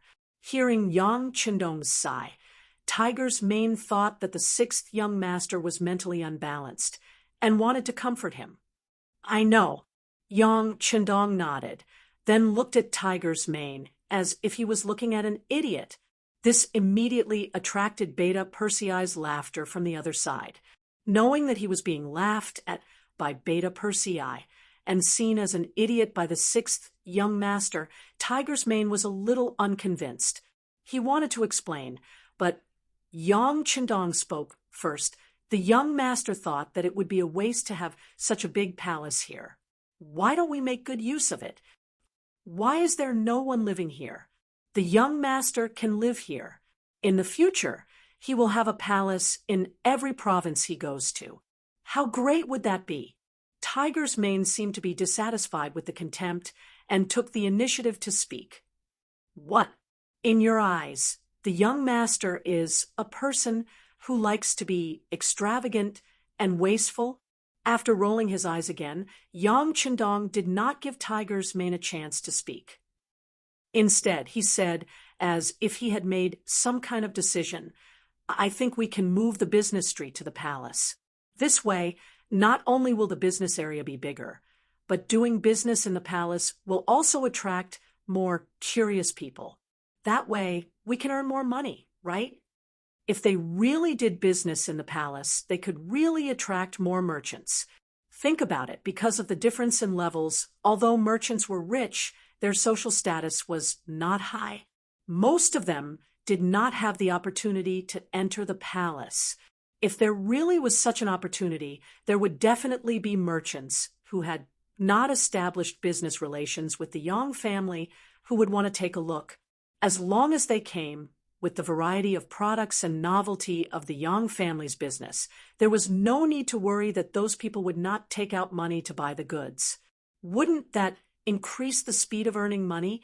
In terms of earning money, the trading company of the outer skies was not inferior to the fighting strength of the mercenaries, especially the novelty of the products and the variety of products. No matter where they were, these products would be crazily fought over. However, Yang Chendong was still not satisfied. There were too many things that needed to be spent on the Yang Xia. For example, high salaries. Currently, the officials of Vietnam and Laos were receiving high salaries, which were even higher than the tax revenue of these two provinces. If they wanted to reach the same level, they would need to develop for a period of time. And if they wanted to achieve the goal of earning money, they would have to wait for a few more years. In addition, the basic construction of the two provinces, such as building roads and houses, used reinforced concrete, which was the toughest and most useful material. The investment required was astronomical. This was Yang Qindong. If it was someone else, they would only be able to dream about it and would not be able to use it in reality. Although the development of Crimson City was going well and it already had a strong ability to earn money, every time a ship was shipped, it was equivalent to countless gold and silver being thrown into one's pocket. However, just relying on the ability to produce blood here was not good for long-term development. Moreover, the military factories, power plants, shipyards, and so on were also extremely costly. Sometimes, in order to succeed in a research project, one would have to fork out an unimaginable amount of money. Yang Qindong did not want to place all the pressure on Crimson City. He wanted the businesses in Vietnam and Laos to become more developed and larger. Only then would they be able to produce enough hematopoietic products and sell their own products. However, the scale of the business street was still too small. The number of merchants it could receive was limited, and the amount of goods it could store was also limited. Therefore, he set his sights on the uninhabited palace. Governor Luan is here. Beta Persei's sharp eyes had already seen Yuan Shaoqian approaching from afar, and reminded him in a low voice, "Ha, little Governor Luan is here." Yang Qindong returned to reality from his contemplation and turned around to laugh. The title of Little Governor Luan was first called by Yang Qindong, so Tiger's Mane, and the others often called him that in private. Because of habit, sometimes when they met in person, they would still call him that. This caused Yuan Shaoqian to be dissatisfied, but he could not say anything. After all, this was Yang Qindong's love for him. Adding the word little in front of the governor's name, would it really not affect his prestige? The sixth young master, although he was displeased with the word little in his heart, he did not dare to show the slightest dissatisfaction in front of Yang Qindong. He even knew in his heart that adding the word little meant that Yang Qindong treated him as one of his own. If you don't believe me, go and look at the others. Who else had the word little in front of their official title? He should be happy that he was the only one who received this honor. Come, you came at the right time. Yang Qindong stretched out his hand and pulled Yuan Shaoqian's arm, then pointed to the palace in front of him and said, "What do you think about making this place into a place where business is concentrated?" Here, Yuan Shaoqian was also shocked by Yang Qindong's words. He instinctively wanted to say the same thing as Tiger's Mane. This was the place where the sixth young master came to rest. It was equivalent to the emperor's side palace. Was he really willing to use it for business? Yes, it's here. Yang Qindong did not care what Yuan Shaoqian thought. Instead, he said to himself, usually no one lives here. Instead, we have to arrange for people to guard and clean here. It's simply too wasteful. If he could take it out and make good use of it, wouldn't he be able to use it to attract more merchants to come here? Don't you think this is a good idea? Of course, it's a good idea, Yuan Shaoqian said with certainty in his heart. As the situation in Laos became more and more stable, more and more businessmen came to get goods. He was worried that the original business street was a little too small. But if he wanted to expand, he would need to invest a lot of money, which made him a little distressed. If the palace could be used, not only would it solve the problem of investment, it could also expand the commercial street, store more goods, satisfy the needs of more people, earn more money, and get more business tax. No matter how one looked at it, it was a good thing. Although he thought so in his heart, Yuan Shaoqian still asked a question. If this place is changed into a business district, where will the sixth young master live here in the future? Just leave aside palace. The area of this palace is too large. I can't live alone. Yang Qindong answered casually. Obviously, he had just thought about this problem and made a decision. That's also possible. Luan Shaoqian nodded. He could only say that it was possible. He could not say that it would definitely work or not. This was where he was smart. The palace was equivalent to Yang Qindong's private property. He could decide how to deal with it. Other people did not have such power, even if he might be Yang Qindong's brother-in-law in the future. Otherwise, if other people knew that he was the one who wanted to use the palace, and then the sixth young master agreed, who knew if it would cause some bootlickers to be unhappy. It was even possible to cause a group of people to attack him because of this. As the territory controlled by Yang Qindong grew larger and larger, and as the strength of the mercenaries continued to expand, no one thought that the sixth young master would be limited to being a loyal duke. Not to mention a duke, it was very normal for him to be called a king and an emperor in the future. Anything related to the sixth young master was not a trivial matter, and there would be more and more rules in the future. Now that he wanted to use his private property, it was inevitable that he would be punished in the future. Luan Shaoqian was very careful, and it could even be said that he had a long-term vision. In the eyes of Yang Qindong, he just laughed. He liked subordinates who did things with a sense of propriety. Such people could be entrusted with important tasks and have greater prospects in the future. Well, since you don't object, it's settled. In the future, not only the royal palace here, but also the royal palace in Yunnan province, as long as the other occupied royal palaces can be classified as commercial use. In this way, we can save some time and financial resources to build a commercial street. Yang Qindong was happy with his idea. At the same time, the words, "you don't object," also removed Luan Shaoqian from this matter. If you don't object, it was enough to show that this matter was led by Yang Qindong alone, and it had nothing to do with other people. If there were any problems in the future, naturally, they would not be able to find other people. Yang Qindong's words revealed another piece of information, and that was that he would occupy other palaces in the future. This also shocked Luan Shaoqian, and he took the opportunity to tell the person in charge of Yang Qindong. The sixth young master, there are some problems now, and it started with a business family called Solingen. Chapter 607. Luan Shaoqian didn't know that Yang Qindong had already known about the development of this matter from the beginning to the end, and it was even planned by Yang Qindong. He was just fulfilling his duty as a governor and reported the matter truthfully. Yang Qindong did not intend to interrupt Luan Shaoqian. Instead, he listened to the report very carefully. From time to time, he would frown and nod. After a while, when Luan Shaoqian finally finished, especially when Luan Shaoqian mentioned that the Golden dynasty had begun to gather troops and recruit new troops, Yang Qindong could not help but say, "They are just courting death." He did have such qualifications to say such things. In the eyes of others, the Golden dynasty was a great existence. Even in the eyes of the great Ming dynasty, because it was too far away, it was quite out of reach. However, in Yang Qindong's view, it was completely different.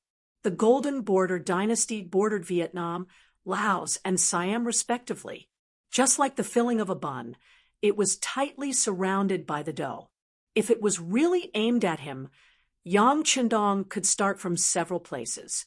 How could he put such a golden dynasty in his eyes? Luan Shaoqian was also excited by Yang Qindong's words. Yes, the Golden dynasty's move is no different from looking for death, but the problem is that now the three small countries of Phnom Penh, Siam, and Ava have formed an alliance. No matter which of them is attacked, the other two countries will immediately follow. Although the mercenary is strong, it is still difficult to fight against three. You're right. But let me ask you, is the Sorangan family a citizen of Laos? Yang Qindong asked. Of course. In this regard, Luan Shaoqian gave the answer without hesitation. Well, if they are citizens of Laos, then they are bullied.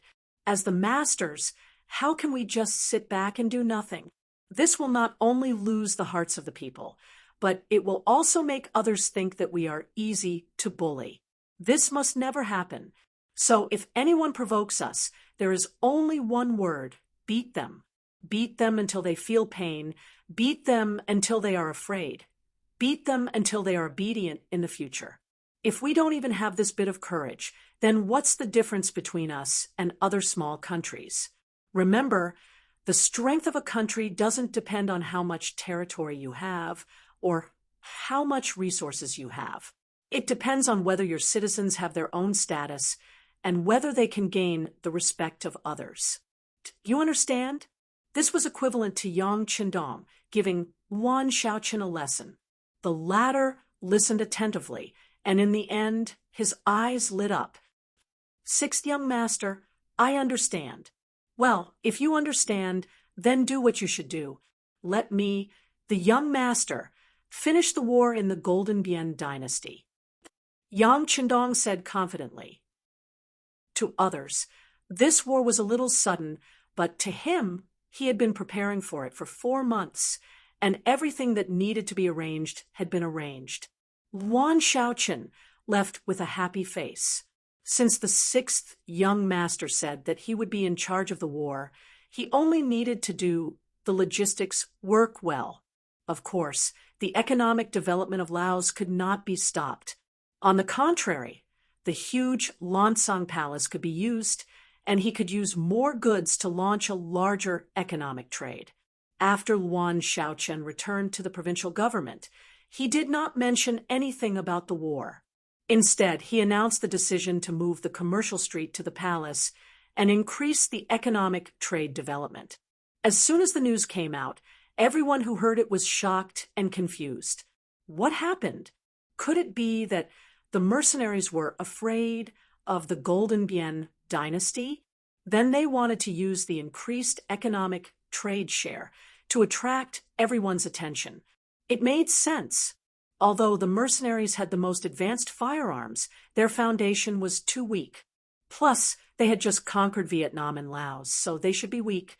Even in the face of the Golden Bian dynasty's provocation, they had to suppress it first. When the Patriarch of Solingen heard the news, he immediately panicked. What did this mean? Did Governor Yuan shrink back? He had created enough public opinion, and now many business families were waiting to see the result. If things were to end like this, it would be very awkward for the party involved. Not only would the family's business reach be unable to reach the Golden Bian dynasty, but the other countries would also vigorously attack them. After all, this matter seemed to be caused by them first. It was just a business family. If they suffered a loss in a foreign country, they could just admit it, and then use more money and more sincerity to build relationships. But they still wanted to kidnap the mercenaries and the Laos government and use administrative pressure to solve everything. If they succeeded, others would look up to them, and it would be normal for them to give the green light. But now the Laos government did not care about them. Without their backing, the Solingen family would naturally be hated by everyone. Nong Si's face was full of panic. This was not only because he could no longer be the patriarch, but also because the entire Solingen family was about to collapse under the heavy pressure. If that really happened, he would become the sinner of the family and be engraved on the list of shame forever. Nong Si could not sit still and wait for death. He got on the carriage and went straight to the Long residence. He wanted to ask Long Xian about it. In fact, with his status, he could not get in touch with any of the higher-ups in Laos. The only person he could get in touch with was his family's business partner. Long Chi was also shocked by the sudden news from the provincial government. Previously, Yuan Shaoqin had solemnly vowed that as long as they exposed the matter and made it known to everyone, the provincial government would not sit by and do nothing. But now, the wind had suddenly changed. What was going on? What happened in the middle of it all? By the time Nong Si arrived at the Long residence, Long Chi had already sent someone to the He residence. He wanted to see if he could meet with General He Guang. If he could see General He Guang, it meant that things were not too bad. Otherwise, things would be troublesome. Recently, he had been using the provincial government's name to contact the nobles in Laos, and he had seen some results. But if he were to be abandoned this time, then all his previous efforts would be for naught. Long Qi himself would also become the object of everyone's disdain. He was afraid that in the future, other than staying obediently in the mansion, he would not be able to do anything else, and no one would be willing to believe in him. Don't worry, don't worry. Long Qi saw Nong Si in front of him, sweating profusely. He comforted him, and at the same time, he was comforting himself. I think Governor Luan is a responsible person. He won't abandon us like this. But he's still too young. Young people are always impulsive. Nong Si said in disbelief. I've already sent someone to see General He Guang. Let's see if he's willing to see us first. Long Qi was also affected by this sentence, but at this moment, he could only hold on to a glimmer of hope and hope that good news would come. After what seemed like 2 hours, it felt like a year had passed. Finally, the person he sent out came back with a message from He Guang. Don't panic. Everything is under control. Just wait and see the results. This was the message from He Guang. Although Long Qi could not understand it, when he learned that the person he sent not only entered the He residence, but also met with General He Guang, he felt relieved. Since He Guang was willing to see his people, it meant that things were not that bad. And there was still hope. No matter how Long Qi comforted himself, many people had already begun to laugh at him. Suddenly, the pressure increased. Whether it was Long Qi or the Solangan family, they were now in a deep crisis. The envoys who had been keeping an eye on the Lao government, especially the governor Luan Xiaochen, were secretly celebrating. In view of Luan Xiaochen's strong statement, they were all ready to fight with the mercenaries. But who would have thought that it was all bark and no bite? It seemed that things were not going to end well. This inevitably made some people sigh that the mercenaries were just SOSO. After 5 days, the influence became worse and worse. The nobles who stayed in Lao province also began to increase their communication. From time to time, they would spread rumors that they were not optimistic about the future of Lao province. These nobles no longer had any power, but over the years, they had spread their influence and influence deep into various industries. These nobles were not very good at accomplishing things, but they were very good at causing trouble. Under their influence, the volume of goods sold in the commercial street was greatly affected. The problem that the merchants had to consider now was the safety of the goods that had entered the Yang family's hands after leaving Laos. Although no one could deny that the Yang family's products were unique and of high quality, and they didn't have to worry about not being able to sell their products, what if they were robbed like the Sulangan family? The matter with the Sorangan family was too big. If it was not properly solved, the safety of all the merchants would not be guaranteed. The Phnom Penh dynasty was fine after they robbed the silver. Would the other small countries and regions follow suit? For the first time, there was a backlog of goods. The official in charge of this matter went to see Luan Xiaochen and suggested whether Chichen City could suspend the shipment or reduce the amount of goods. Otherwise, there would be problems if there were too many goods, especially when some of the goods still had a shelf life. If they were not sold in time, it would be a big loss. Luan Xiaochen did not seem to hear the suggestion of the official. Not only that, he also sent people to Chichen City in the name of the governor to rush the goods. This was the confidence that Yang Chendong gave him. In the face of Luan Xiaochen's actions, many officials expressed their puzzlement. Some of the more straightforward people began to write to Chichen City, asking whether Luan Xiaochen was capable of being the governor of Lao province. Chapter 608. the situation in Lao province began to change. The criticism of Governor Luan Shaoqian was getting louder by the day. Yang Qindong, who recommended Luan Shaoqian, did not say anything at this time, which made many officials puzzled. They even went to the palace in groups of 3 to 5 to meet the 6th young master and express their opinions. But no one was approved. In fact, Yang Qindong was no longer in Wanxiang City, let alone Lao province. How could he meet his subordinates? No one knew that the 6th young master had appeared in front of Shangding City, which was beside the Mekong River. Since things started here, let's start our attack from here. Yang Qindong sighed and looked at Shangding City, which was 5 miles away. He raised his arm gently and then put it down.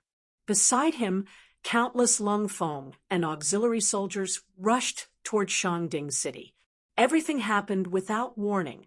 At noon, many soldiers of the Golden Bian dynasty were still basking in the sun on the tower. Suddenly, they saw the army green approaching from afar. Their brains short-circuited at the first moment, and then came up with an impossible idea. Enemy attack. No one knew who shouted first. Then, chaos broke out on the city gate tower. The soldiers began to look for bows and arrows and other long-range weapons. Shangding City, which had been peaceful for many years, was suddenly facing a ferocious beast. It was completely unprepared. Before the Lung Fong arrived, it was already in chaos. Close the city gate and send someone to Jujing City to ask for help. The centurion guarding the city shouted loudly. When he realized that no one listened to him, he simply went downstairs, found a fast horse, and rushed out of the city gate on the other side. The centurion's idea was simple. 300 miles behind him, there was a 100,000 army led by General Hun Sun in Jujing City. As long as he sent the message there, it would be a great achievement. It was still the same old saying. The idea was beautiful, but the reality was cruel. Just as the centurion rode out of the city and felt the wind whistling past his ears, he suddenly felt a pain in his chest and fell to the ground with a plop. Due to the inertia, the centurion was sent flying. When he landed on the ground, he was no longer breathing. It turned out that he had been shot in the chest. Since he had suddenly appeared and prepared for such a long time, how could Yang Qindong let the news leak out? When he gave the order to attack, all 4 gates of Shangding City were filled with mercenaries. Before the battle even started, Shangding City was already a dead city. The North City Gate was the main attack, while the other 3 city gates were the main defense. Anyone who rushed out, whether they were dignitaries, soldiers, or ordinary people, was greeted with whistling bullets. With a long spear in hand, who in the world could be his match? With strong fighting spirit and confidence, the mercenaries rushed into Shangding City from the North City Gate without encountering any decent resistance. Then there was a burst of intensive gunfire, and the massacre began. All the people of the Golden Rim dynasty who were still running around on the streets, no matter what their identities were suffering the wrath of the mercenaries. Gunshots came one after another. After only half an hour, the pungent smell of blood floated in the air and did not dissipate for a long time. The street was already full of corpses and rivers of blood, but the mercenaries still had no intention of stopping. Unless they stayed in their homes and did not go out, as long as they went out on the street, they would face a merciless massacre. The mercenaries had never done such a thing before, but this time they took advantage of the massacre of the Sorangan family on the Mekong River to launch a bloody revenge. The mercenaries wanted to use facts to tell the world and warn everyone how terrible it was to be their enemy, and how wrong it was to do so. The massacre lasted for 4 hours, and there was no one left on the street. They stopped and took a breath. The next work was done by the 20,000 Laotian mercenaries. They began to push the doors open one by one. They did not kill anyone, but just called out the surviving people and let them see the bloody scene while cleaning the battlefield. Almost all the Sorangs who were rushed out of their homes were pale, and then vomited. This scene would be imprinted in their minds, and they would never forget it.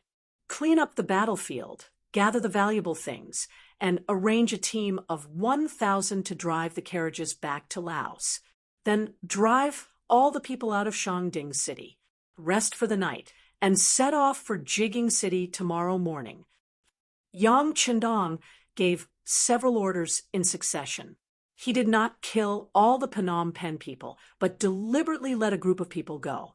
He believed that these people would become the best mouthpieces.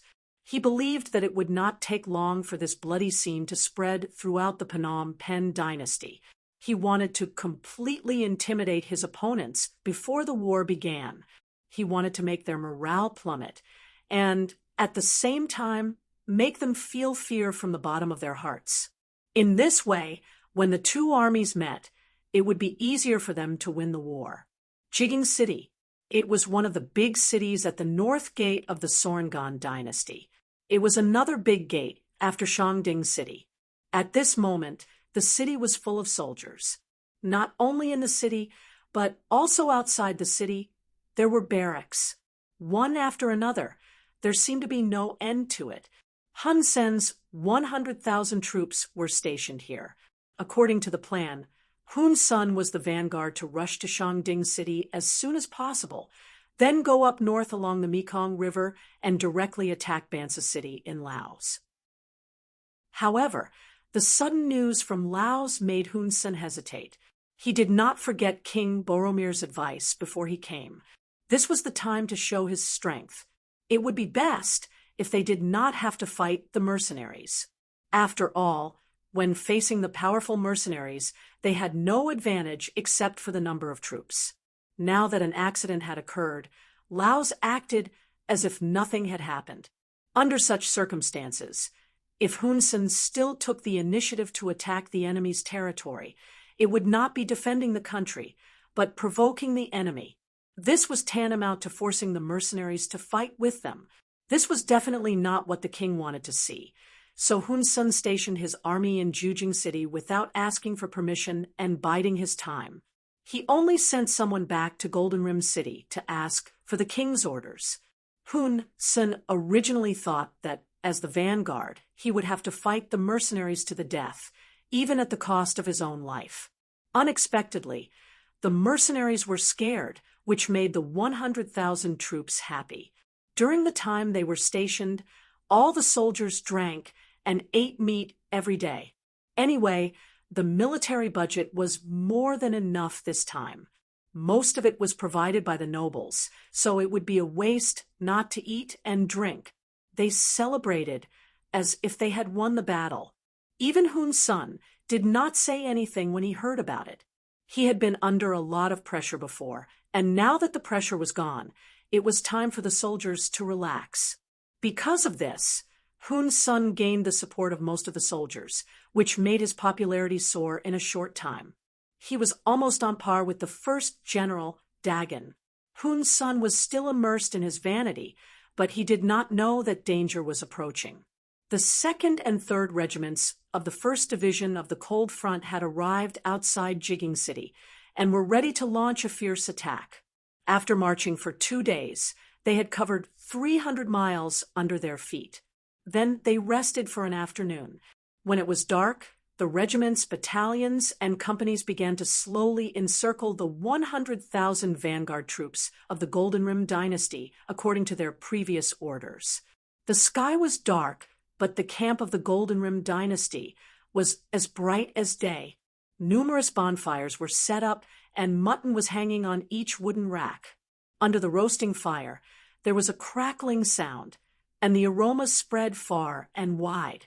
As the vanguard general, Hun Sen sat on a temporary wooden mat, with good wine in front of him and beautiful women beside him. He drank one cup after another and laughed heartily. It was true that one should enjoy life to the fullest, and not let the golden cup be empty to the moon. Beside Hun Sen, there were some captains and kiliarchs. They used wooden mats to form a large circle. In the circle, two skilled soldiers were sparring with each other. Occasionally, there would be one or two weak soldiers in a strong army who were afraid of death. Similarly, in a weak brigade, there were also warriors with good skills. The two soldiers who were competing were the best in the Phnom Penh army. They each displayed what they had learned, and the wonderful performance of their fists on flesh attracted a burst of applause from other soldiers. "Haha, good. You're worthy of being the best in our vanguard. Come, reward them."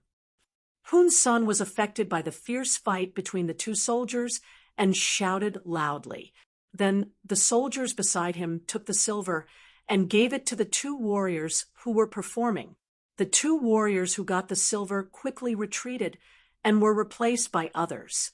Even if there were benefits, everyone should share them.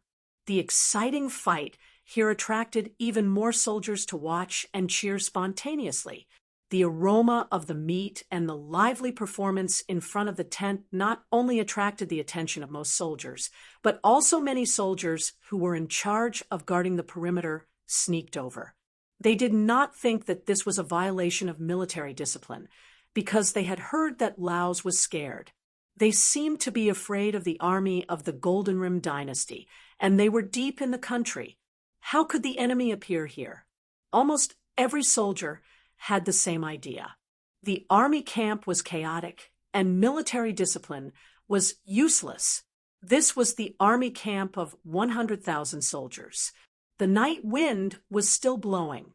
A danger that could decide their life and death was slowly approaching. However, not a single one of the 100,000 people was alarmed. They were still drinking, eating, chatting, and talking about things that interested them. Chapter 609. Young Master, these enemies are too weak. Our vanguard is 500 meters away from them, but they still haven't discovered us. Tiger's Mane put down the night vision telescope in his hand, shook his head, and seemed to be singing a lament for the enemy. Humph! An army without a sense of crisis will never be strong. Come on, send out the signal for the general attack. Yang Chendong's eyes flashed. The enemy's carelessness determined their next result.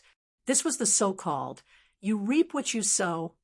Beta Persei, who had been waiting for a long time, turned around and shouted, "Let's start the general attack." Yang Er, who had a loud voice to begin with, let out a roar that sounded like the angry roar of the heavens. In an instant, his voice traveled several hundred meters. The second guard team was part-time artillery. After hearing the order, they immediately put the prepared shells into the barrel. Then the 100-millimeter mortar roared. After flashes of blazing fire flashed in the sky, it fell on the unprepared vanguard camp of the Golden Bien dynasty. Boom, boom. There was no need to aim at any coordinates at all. Any cannonball that fell down would produce an earth-shaking sound. After every cannonball fell, there would be heart-wrenching screams and screams. Hong Sun, who was still tasting wine and looking at the beauty in his arms from time to time, suddenly felt the ground trembling, as if an earth dragon was about to turn over. Before he could figure out what was going on, huge flames appeared in his sight. He instantly lost his hearing, and his mind stopped working at this moment. The only thing left was the scene of him opening his mouth and not making a sound. Kill! The mercenaries, who had already been in place, began to madly rush in from 4 directions. As they continued to move forward, bullets with fire were shot out from the barrel like a dense rain. With the help of the still-burning bonfire, one could see the Golden Bien dynasty soldiers falling to the ground one after another. This was a massacre without any suspense. From the very beginning of the war, the situation had been one-sided. Yang Chendong had carefully prepared for the war in Laos for nearly 4 months. With the overwhelming advantage of advanced firearms, the enemy's will to fight had crumbled in less than 15 minutes. The entire camp was filled with soldiers begging to surrender. War was such a miraculous thing. One could win against many with a few, defeat the strong with a weak force, and extinguish the flames of war that should have burned for a long time in an instant. In today's battle, at least two of the three aspects mentioned above were perfectly reflected. In a situation where their military strength was far inferior to the enemy's due to their meticulous preparations and unparalleled pressure, the enemy was defeated without even putting up a decent resistance. One by one, they knelt on the ground, no longer as arrogant and insufferably arrogant as before. Originally, they thought that this battle would last until dawn or even longer. After all, there were 100,000 enemies here. Even if there were 100,000 pigs, it would be a laborious task to catch all of them. However, humans were often worse than pigs. At least pigs instinctively knew how to run when they saw danger, but humans would not because they had intelligence and brains and knew how to avoid danger. When they saw that there was no way to escape, they chose to surrender. Perhaps for some people, surrendering was shameful, but for the defeated soldiers, it was a very effective way to save their lives. In just over 4 hours, just after midnight, the 100,000 enemy soldiers were completely under the control of the mercenaries. They were all tied up with long ropes that had been prepared beforehand. Then, they were tied together like gourds. Their heads were lowered, and they looked like children who had done something wrong. Reporting to the 6th young master, the enemy camp has been controlled. More than 90,000 of them have been captured, 4,000 of them have been killed, and 5,000 have escaped. 2nd Regiment Commander Luo Pa walked in front of Yang Qindong and reported the results of the battle after a salute. Not seeing Wu Sheng report, Yang Qindong thought that he was injured and asked with concern, "Where is Regiment Commander Wu?" Reporting to the 6th young master, Regiment Commander Wu led the 1st Battalion to chase after the enemy. 3rd Regiment Political Commissar and 2nd Battalion Commander Chen both reported after Luo Pa. Chase after the enemy? They didn't catch Hun's son? Yang Qindong's reaction was extremely fast. He immediately thought of a conclusion. Only when the enemy's main commander was escaping could Wu Sheng abandon his troops and choose to chase after him. Yes, this time it was 2nd Regiment Commander Luo Pa who stood up to answer the question. At the beginning of the battle, the situation was too chaotic and some of the enemies escaped. I didn't expect Hun's son to be among them. 6th young master, we ask for your forgiveness. 3rd Regiment also asks for forgiveness. Since Wu Sheng wasn't around, Political Commissar Chen Bo spoke on his behalf. What are you guilty of? Yang Qindong glared at them. You all have performed very well. It's normal for some of the enemies to escape in the chaos. We have limited manpower and can't defend against them. Besides, didn't Regiment Commander Wu chase after them? Maybe there will be some good news. Just as Yang Qindong finished speaking, a warhorse rushed over from afar. Then he heard Wu Sheng's cursing voice. Damn it, your fighting ability is mediocre, but your escaping ability is top-notch. Fine, there's no need to guess. They must have failed to catch him. Sure enough, when Wu Sheng passed through the 1st and 2nd line of defense and arrived in front of Yang Qindong, he saluted with a black face. 6th young master, your humble servant is incompetent. We didn't catch Hun's son. Did he really escape? Yang Qindong couldn't help but sigh. A vanguard general couldn't be underestimated. Otherwise, why didn't they catch 90,000 captives? Yes, he escaped. I chased after him with the 1st Battalion and killed more than 300 enemies. We also captured some captives, including Hun Sen's soldiers. They confirmed that he had escaped. Wu Sheng reported in a depressed tone. Then Wu Sheng straightened his body. 6th young master, your humble servant requests to continue the chase with the 1st Battalion. No matter what, we have to kill this enemy general who looked down on us. Wu Sheng wasn't just saying. Before the battle, He had made a bet with the 2nd Regiment commander, Luo Pu, to see who could catch Hun's senator. He had never expected that it would end up like this. Well, there's no need to chase him. Besides, he can't run away. It won't be long before we kill our way into Phnom Penh City. At that time, we'll see how he can escape. As for now, immediately arrange for someone to send the captives back to Laos. There will be people there to meet you. 90,000 captives, and they're all strong laborers. I think Yu Qian will be very happy to receive them. Yang Chendong laughed. According to the intelligence, the entire Phnom Penh dynasty only had 400,000 soldiers, including 100,000 new soldiers. In one battle, they had destroyed a quarter of the enemy's forces. No matter how one looked at it, it was a great victory. Presumably, when the news spread out, many people would be blinded. The Battle of Jujing was equivalent to a blow to the Phnom Penh dynasty. It proved that the mercenary regime was sacred and inviolable, but at the same time, it exposed their position. Obviously, it was not realistic to launch a sneak attack next. But even so, Yang Chendong and the mercenaries were still very confident in their abilities. Wasn't the reason why they trained as if their lives depended on it? Wasn't it so that they could perform better on the battlefield? Hun Sen escaped, relying on the fact that his mount was of a better breed. He ran very fast. He only dismounted when the war horse started foaming at the mouth. At this time, he could already see the walls of the next city, Chuanlong. The mercenaries suddenly appeared in the country and defeated the 100,000 vanguard, led by Hun Sen in Jujing. The captives were more than 90,000.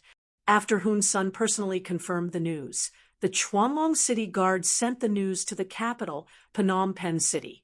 Along with the news, there was also the fact that Shangding City was breached and 30,000 civilians were slaughtered. This was all spread by the people who were deliberately released by the mercenaries. There was absolutely no question about its reliability. The two news spread one after another in the territory of the Phnom Penh dynasty, causing waves of panic among the people. The mercenaries were too powerful. In just a few days, they had conquered 2 cities, killed more than 100,000 people, and captured more than 100,000 people. Could the country's army defeat such an opponent? In Phnom Penh City, when the news arrived, it was not only the people who were panicking, but also some dignitaries. They knew that the mercenaries were very powerful. After all, this had been proven by the facts. Because of this, they took out their wealth to support the country's army, hoping that they could win the war with a generous reward. But now, reality had given them a big slap in the face. Everyone was silent at the same time. They also had doubts in their hearts. Was it right for them to support their country to go to war with the mercenaries? In the palace, the moment King Boromir received the news of the war, he sat there without moving for a long time as if he had been petrified. When he came back to his senses, he cursed. First, he scolded the mercenaries for not playing by the rules. They were clearly trying to keep the peace and were about to admit defeat. However, they suddenly sent out troops and caught them off guard with a sneak attack. Then, he scolded Hun Sen for his stupidity and incompetence. Hun Sen's 100,000 troops were completely defeated in less than 4 hours. How was he a vanguard general? He was clearly an idiot. When he thought about how this was caused by this person, he was even more furious. He could not wait to skin this person and pull out his tendons to relieve the hatred in his heart. He had cursed, but the situation would not change because of his curses. What to do next was ultimately up to him, the king. General Dagon, I will give you 150,000 soldiers to guard Chuanlong City. No matter what, you cannot let the mercenaries take a step forward. I will immediately send people to Siam and the Awad dynasty to ask for help. Since we are allies, they can't just stand by and watch us get beaten. Under the influence of Yang Bao's public opinion, more and more people learned about the policies of Lao Province. As Lao Province's infrastructure was on the right track, more and more people had jobs and money to earn. Through the distribution of land to the rich, more and more people were able to live on land that belonged to them. As long as the people had land in their hands, they would feel at ease and satisfied. Although the Lao provincial government had only been established for a few months, it had already received the sincere support of many of the people. This time, when they learned that the mercenaries who were guarding the fruits of their victory had won a great victory, almost everyone was happy. If they won the war, it meant that the benefits in their hands would not be taken away at will. In front of a bright future, the Lansong kingdom could go to hell. In the past, this kingdom had not treated the people well. If they were allowed to kill their way back, wouldn't they return to the days when they did not have enough food to eat and clothes to keep warm? The people were the most direct in their actions. They did not care about right or wrong, good or bad. They only knew that if someone was good to them, they would be good to that person. Now that the Lao Province's policies were on their side, naturally, they would side with the Lao Province. In addition, there were the educated youths among them who were spreading the news every day. There were also the Han people who had gained more benefits from the war. Thus, the opinions of the people were surprisingly unified. In the afternoon when the news was published, at least 7,000 young people had signed up to join the army. They were using their actions to support the Lao provincial government. As the provincial governor, Wan Shaoqin was very touched by the actions of the people. However, as a sub-province, there were strict regulations on the number of soldiers they could have. This was to prevent other provinces from secretly expanding. Thus, in the face of the enthusiasm of the people, Wan Shaoqin personally received them at the square in front of the government building. He expressed his gratitude and stated that there was no shortage of people in the mercenary army. He also asked them to return first. If there was a need to recruit soldiers, Yang Baozhong would report it. As for the youths who did not want to join the army on a whim, he suggested that they sign up first to learn some basic military knowledge. If there was a need for soldiers, those with experience would naturally be given priority. After much persuasion, they finally managed to persuade more than 7,000 people to go back. This scene quickly spread throughout the entire Wanxiang city, causing many people to be shocked. In just a few short months, the Lao provincial government had already won the hearts of the people. It seemed like even the Lansong kingdom's most glorious period could not achieve this. With Wan Shaoqin holding the fort and meticulous preparations, the provincial government was operating as usual. Other than continuously sending various war preparations to the front lines, they were fully focused on developing their businesses and infrastructure. Just like Crimson City, they were developing day by day. With the victory at the front lines, the nobles did not dare to make any sarcastic remarks and became much more obedient. The goods that were originally overstocked were also quickly sold out when the news of the victory at the front lines spread. Since the mercenary army had expressed their determination to protect the merchant group, what else did they have to worry about? Even if they could not sell their goods to Phnom Penh, Siam, and Ava, but weren't there other countries and regions around them? Just Great Ming alone was a huge market, and it was enough for them to mess around. The merchants began to move. Every time they brought in goods, they would have to pay more tax. The money from the sale of goods could not be intercepted in Lao Province, and all of it had to be handed over to Chien City after the transaction. However, the tax did belong to them, and they could use it to develop their businesses. Money made the world go round. The development of Lao Province entered a faster track. However, in this era of rapid development, there was a sudden movement in Langkai City, which was south of Wanxiang City. The Siam Kingdom had sent out 200,000 soldiers and was about to attack the city.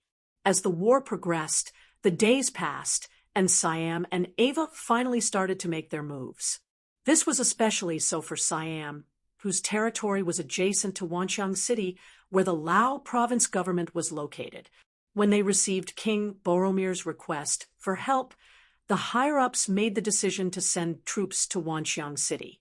King Ilichi of Siam was a person with foresight. When Jiaoji was still around and sent troops to South Ming, his attention was already on this place. If not for the fact that he had to cross Lancang and Jiaoji to enter Great Ming, he would have already thought of sending troops to seize the resources of Great Ming. What happened next was beyond Ilichi's expectations. Suddenly, a mercenary army appeared and defeated the seemingly strong Jiaoji. Then, the mercenary army took over Lancang and changed its name to Lao Province. This series of actions immediately made him feel nervous. Ilichi was worried about the powerful military strength of the mercenary army. He was worried that they would use this opportunity to attack him. In all honesty, if he had such a powerful army, he would definitely not be soft-hearted. He would definitely raise his butcher's knife and slash down on the people and regions that he felt deserved it. He believed that he was not the only one who felt this way. The mercenary army would also feel the same way. Originally, he was thinking of how to fight his way out of this chaotic world, expand his territory, and create a great empire. However, the unexpected rise of the mercenary army forced him to give up on this idea. Instead, he thought of how to protect himself. This was the reason why Siam, Phnom Penh, and Ava formed an alliance. In other words, they felt the danger and huddled together to protect themselves. They were confident that with the alliance of the three countries, they would have considerable strength. Although it was not enough to destroy the mercenary army, it would at least make them feel pressured. What was unexpected was that not long after the alliance was formed, the Sorangan family incident occurred. While Ilichi was scolding General Hun's son for his stupidity, he was also paying close attention to the development of the situation.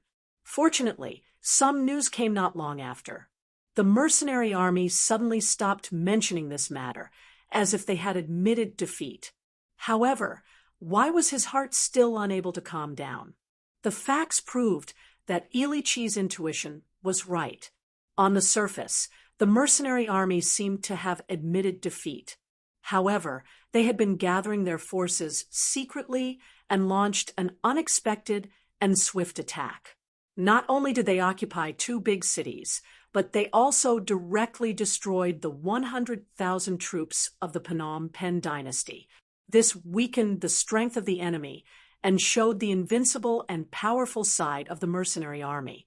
Ilichi admired their actions, but at the same time, the pressure increased greatly.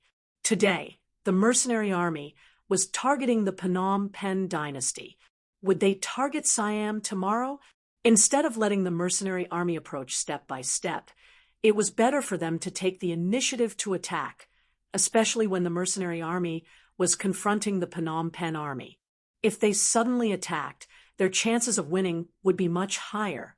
Once they captured Wanxiang City, not only would they be able to obtain the wealth and various resources in the city, but it would also be tantamount to seizing the mercenary army's escape route. This would greatly relieve the pressure on the Phnom Penh dynasty. As for whether this would lead to the retaliation of the mercenary army, what a joke! They were already enemies. Was there a need to be afraid of such things happening? Siam's unannounced attack caused a wave of panic in Wanxiang City. The nobles who had become obedient began to move again. Some of them even began to secretly contact the special envoy sent by Siam. They seemed to have decided to side with the other party. Chapter 611. The higher-ups were in a state of panic. Some chose to contact the emissary to surrender. Some were hesitant and wanted to wait and see. There were also those who firmly supported the emissary. For example, people like Long Chi and Nanongsi. As the governor of Laos, Yuan Shaoqian saw all of this. In addition to constantly sending people to capture Siamese spies, he also made preparations to defend the city. Now, he had a company, 2 auxiliary battalions, and 10,000 Laotian mercenaries. If he used them well, it was not impossible to defend the city. Yuan Shaoqian had no intention of asking Yang Qindong for help.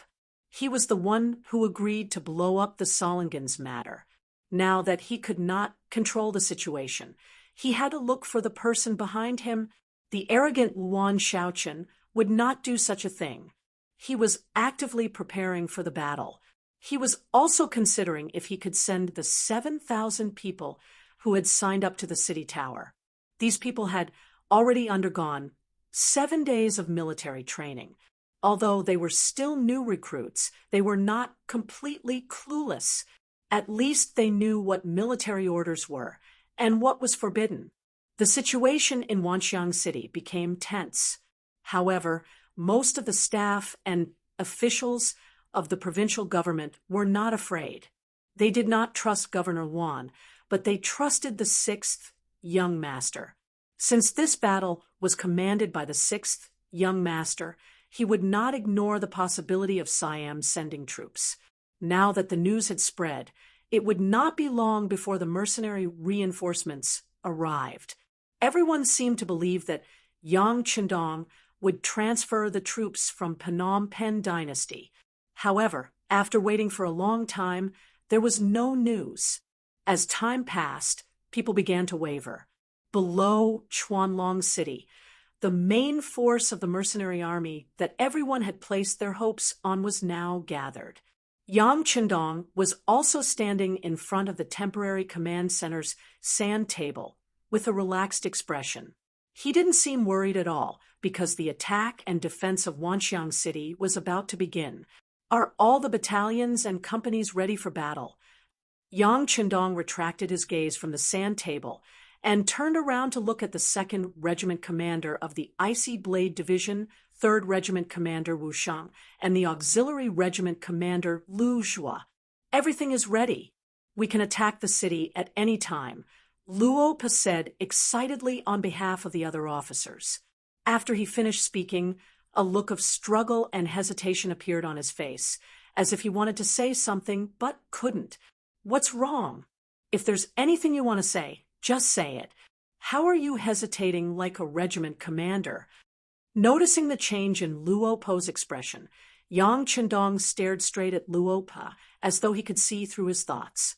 Yes. Luo Po straightened his body. 6th young master, there's news that the Siam Kingdom has sent their troops to attack Wanxiang City. Is that true? That's not something you need to worry about. You just need to fight this battle well. Even though Yang Qindong knew that the officers were concerned about the overall situation, Yang Qindong still rejected them without hesitation. One had to be single-minded when doing things. On the battlefield, a small mistake could lead to serious consequences. Since that was the case, there was no point in thinking about things that were beyond one's control. Yes, Luo Po, who was criticized by Yang Qindong, replied with a straight face. He only wanted to remind the 6th young master. He also knew that the most important thing now was to defeat the Golden Bien dynasty's army.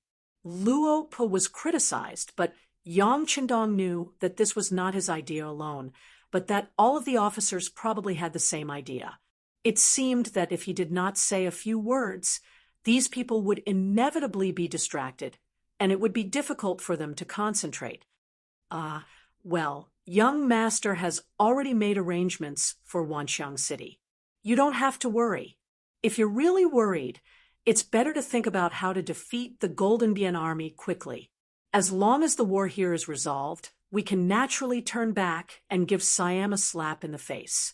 We'll let them know the consequences of provoking us. Yes, defeat Golden Bien and fight back against Siam. The regimental officers in the command center all said bluntly, "Well, since everyone is ready, let's check our watches now. We'll launch the general attack in an hour." Yang Chendong raised his right arm, revealing the exquisite military watch on his wrist. At the same time, several regimental officers also looked at the military watch on their wrists. Chuanlong City. It was not a big city in the Golden Border dynasty, but because of its unique geographical location, beside the Mekong River and behind the Orange Well City, it became a strategic place, and one of the front doors to enter the Golden Border city of the Golden Border dynasty. At this time, the 150,000 troops, led by General Dan, were guarding this place. General Hun Sun, who had retreated to this place, had been kidnapped and sent back to Golden Bien dynasty, 100,000 defeated soldiers. This was a crime that this general would have to bear. Once Hun Sun was punished, Dan's influence and strength in the army would rise to a new level. After all, no one would compete with him, and he would be worthy of being the boss. The army entered the city and took over the defense line of the entire city. Dagon also became the boss of the city. After inspecting the defense of the city tower, he returned to his temporary residence and called for a group of singers to sing a song. He crossed his legs and looked very leisurely. He had figured out the situation of the mercenaries these days. At most, there were only about 40,000 people. Their military strength was more than 3 times that of the enemy. With a strong city to defend, what was there to be afraid of? Even if the other party had some advanced firearms and cannons, he was not someone to be trifled with. He had already arranged for an inspection team of 10,000 people. As long as the soldiers did not flee, he was not afraid of the mercenaries with his advantage in numbers. Of course, what gave Dan confidence was that Siam had already sent troops. Now, he only needed to delay the main force of the mercenaries, and it would be a great victory. Once the Allies succeeded, the mercenaries would have no choice but to retreat. Now, his mission was to defend Longchuan City, and it would be a victory. The terrain here was very good. The west gate was next to the Mekong River, and the army could not be stationed there. The south gate led to the hinterland of the Golden Bien dynasty, and there would be no enemies. So, he only needed to defend the north and east gates. When the time came, the mercenaries would retreat, and it would be a victory. As for whether the enemy would attack the 2 gates, he would deal with it as it came. With such a thick city wall and so many soldiers, the enemy could not fly up.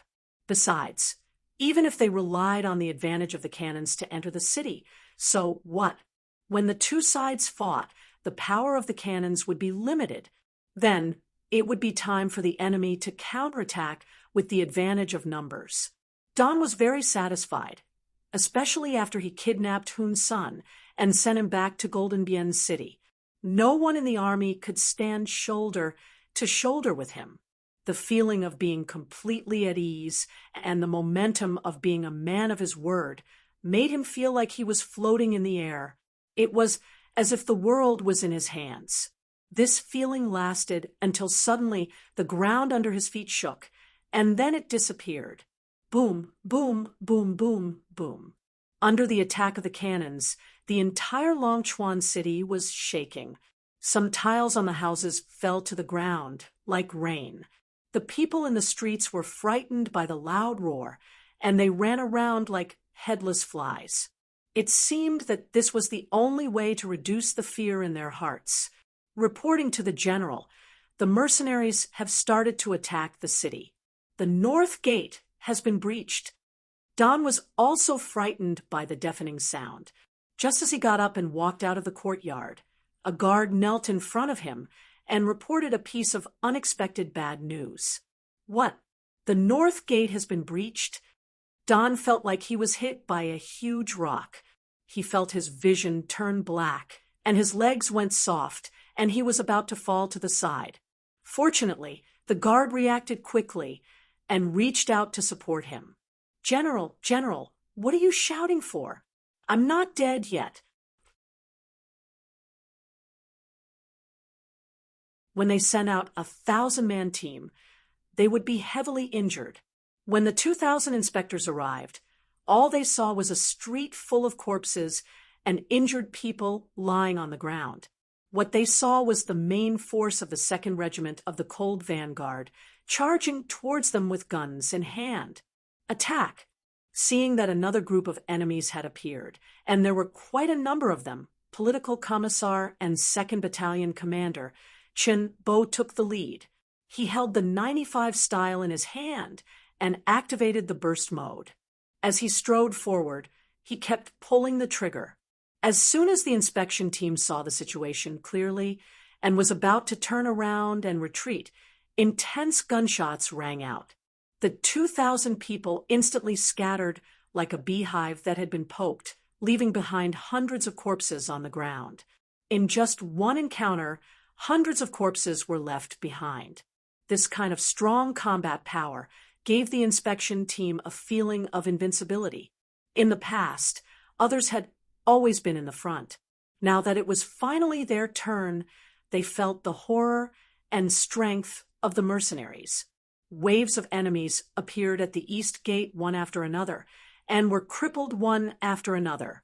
Finally, it attracted Don's attention. He began to mobilize more and more soldiers to rush to the east gate. He was delusional to use the tactic of numbers to drive the mercenaries out of the city. Guns are very powerful, but they will run out of gunpowder eventually. Don't be afraid, just rush forward. As long as you can kill one enemy, you will be rewarded with 10 taels of silver. As long as you snatch a gun, you will be rewarded with 100 taels of silver. Afraid that the soldiers below would not use their full strength, Don led his men to the east gate while constantly raising the bounty. He believed that under the stimulation of profits, there would definitely be people who did not care about their lives. As long as these people could rush to the front of the mercenaries, it would be time for their cold weapons to shine. When there is a great reward, there will always be brave men. This was undoubtedly a wise saying. Some people who chose to join the army were putting their lives on the line. They were already prepared to die. As the saying went, wealth comes from danger. In order to fight for a better future, many soldiers rushed toward Wu Sheng's 2nd platoon like moths to a flame. Bam, bam, bam. Tat, tat, tat. The sound of gunshots continued. One by one, the enemies fell in the path of the charge. However, the momentum did not seem to have any intention of stopping. Many people were still moving forward with the help of their comrades' shadows. I only have one magazine left. When a cold vanguard warrior reached for his waist, he suddenly felt nothing and shouted subconsciously, I only have one magazine left too. I have 2 more. I don't even have one left. A cacophony of voices rushed into Wu Sheng's ears. While his face turned bitter, he could not help but turn around and shout, Who told you to waste bullets like this? Wu Sheng could not be blamed for saying this. Before the battle, every soldier had at least 2 basic sets of ammunition. For example, the 95 gun had 600 rounds of ammunition, a total of 20 magazines. At first, they thought it would be enough. Who would have thought that they would run out of ammunition so quickly? All right, everyone, save your bullets. At the same time, equip your bayonets and prepare for close combat. Political Commissar Chen Bo also shook his head helplessly. There were too many enemies. From the moment they entered the city until now, they only had about 2,000 people, including the auxiliary soldiers. However, they had to face dozens of waves of enemies in turns. At least 20,000 to 30,000 enemies had been driven away, defeated, or killed by them. With such a glorious victory, it was reasonable that they did not have enough bullets. However, even if they did not have enough bullets, they could still fight in close combat. With their bone-deep training, they could even kill with cold weapons. The enemies would be terrified of them. Equip your bayonets. Commander Wu Sheng also knew that the situation was a bit critical. It was not the time to blame anyone, so he shouted loudly, Then he took out the bayonet from his waist and inserted it into the 95 gun.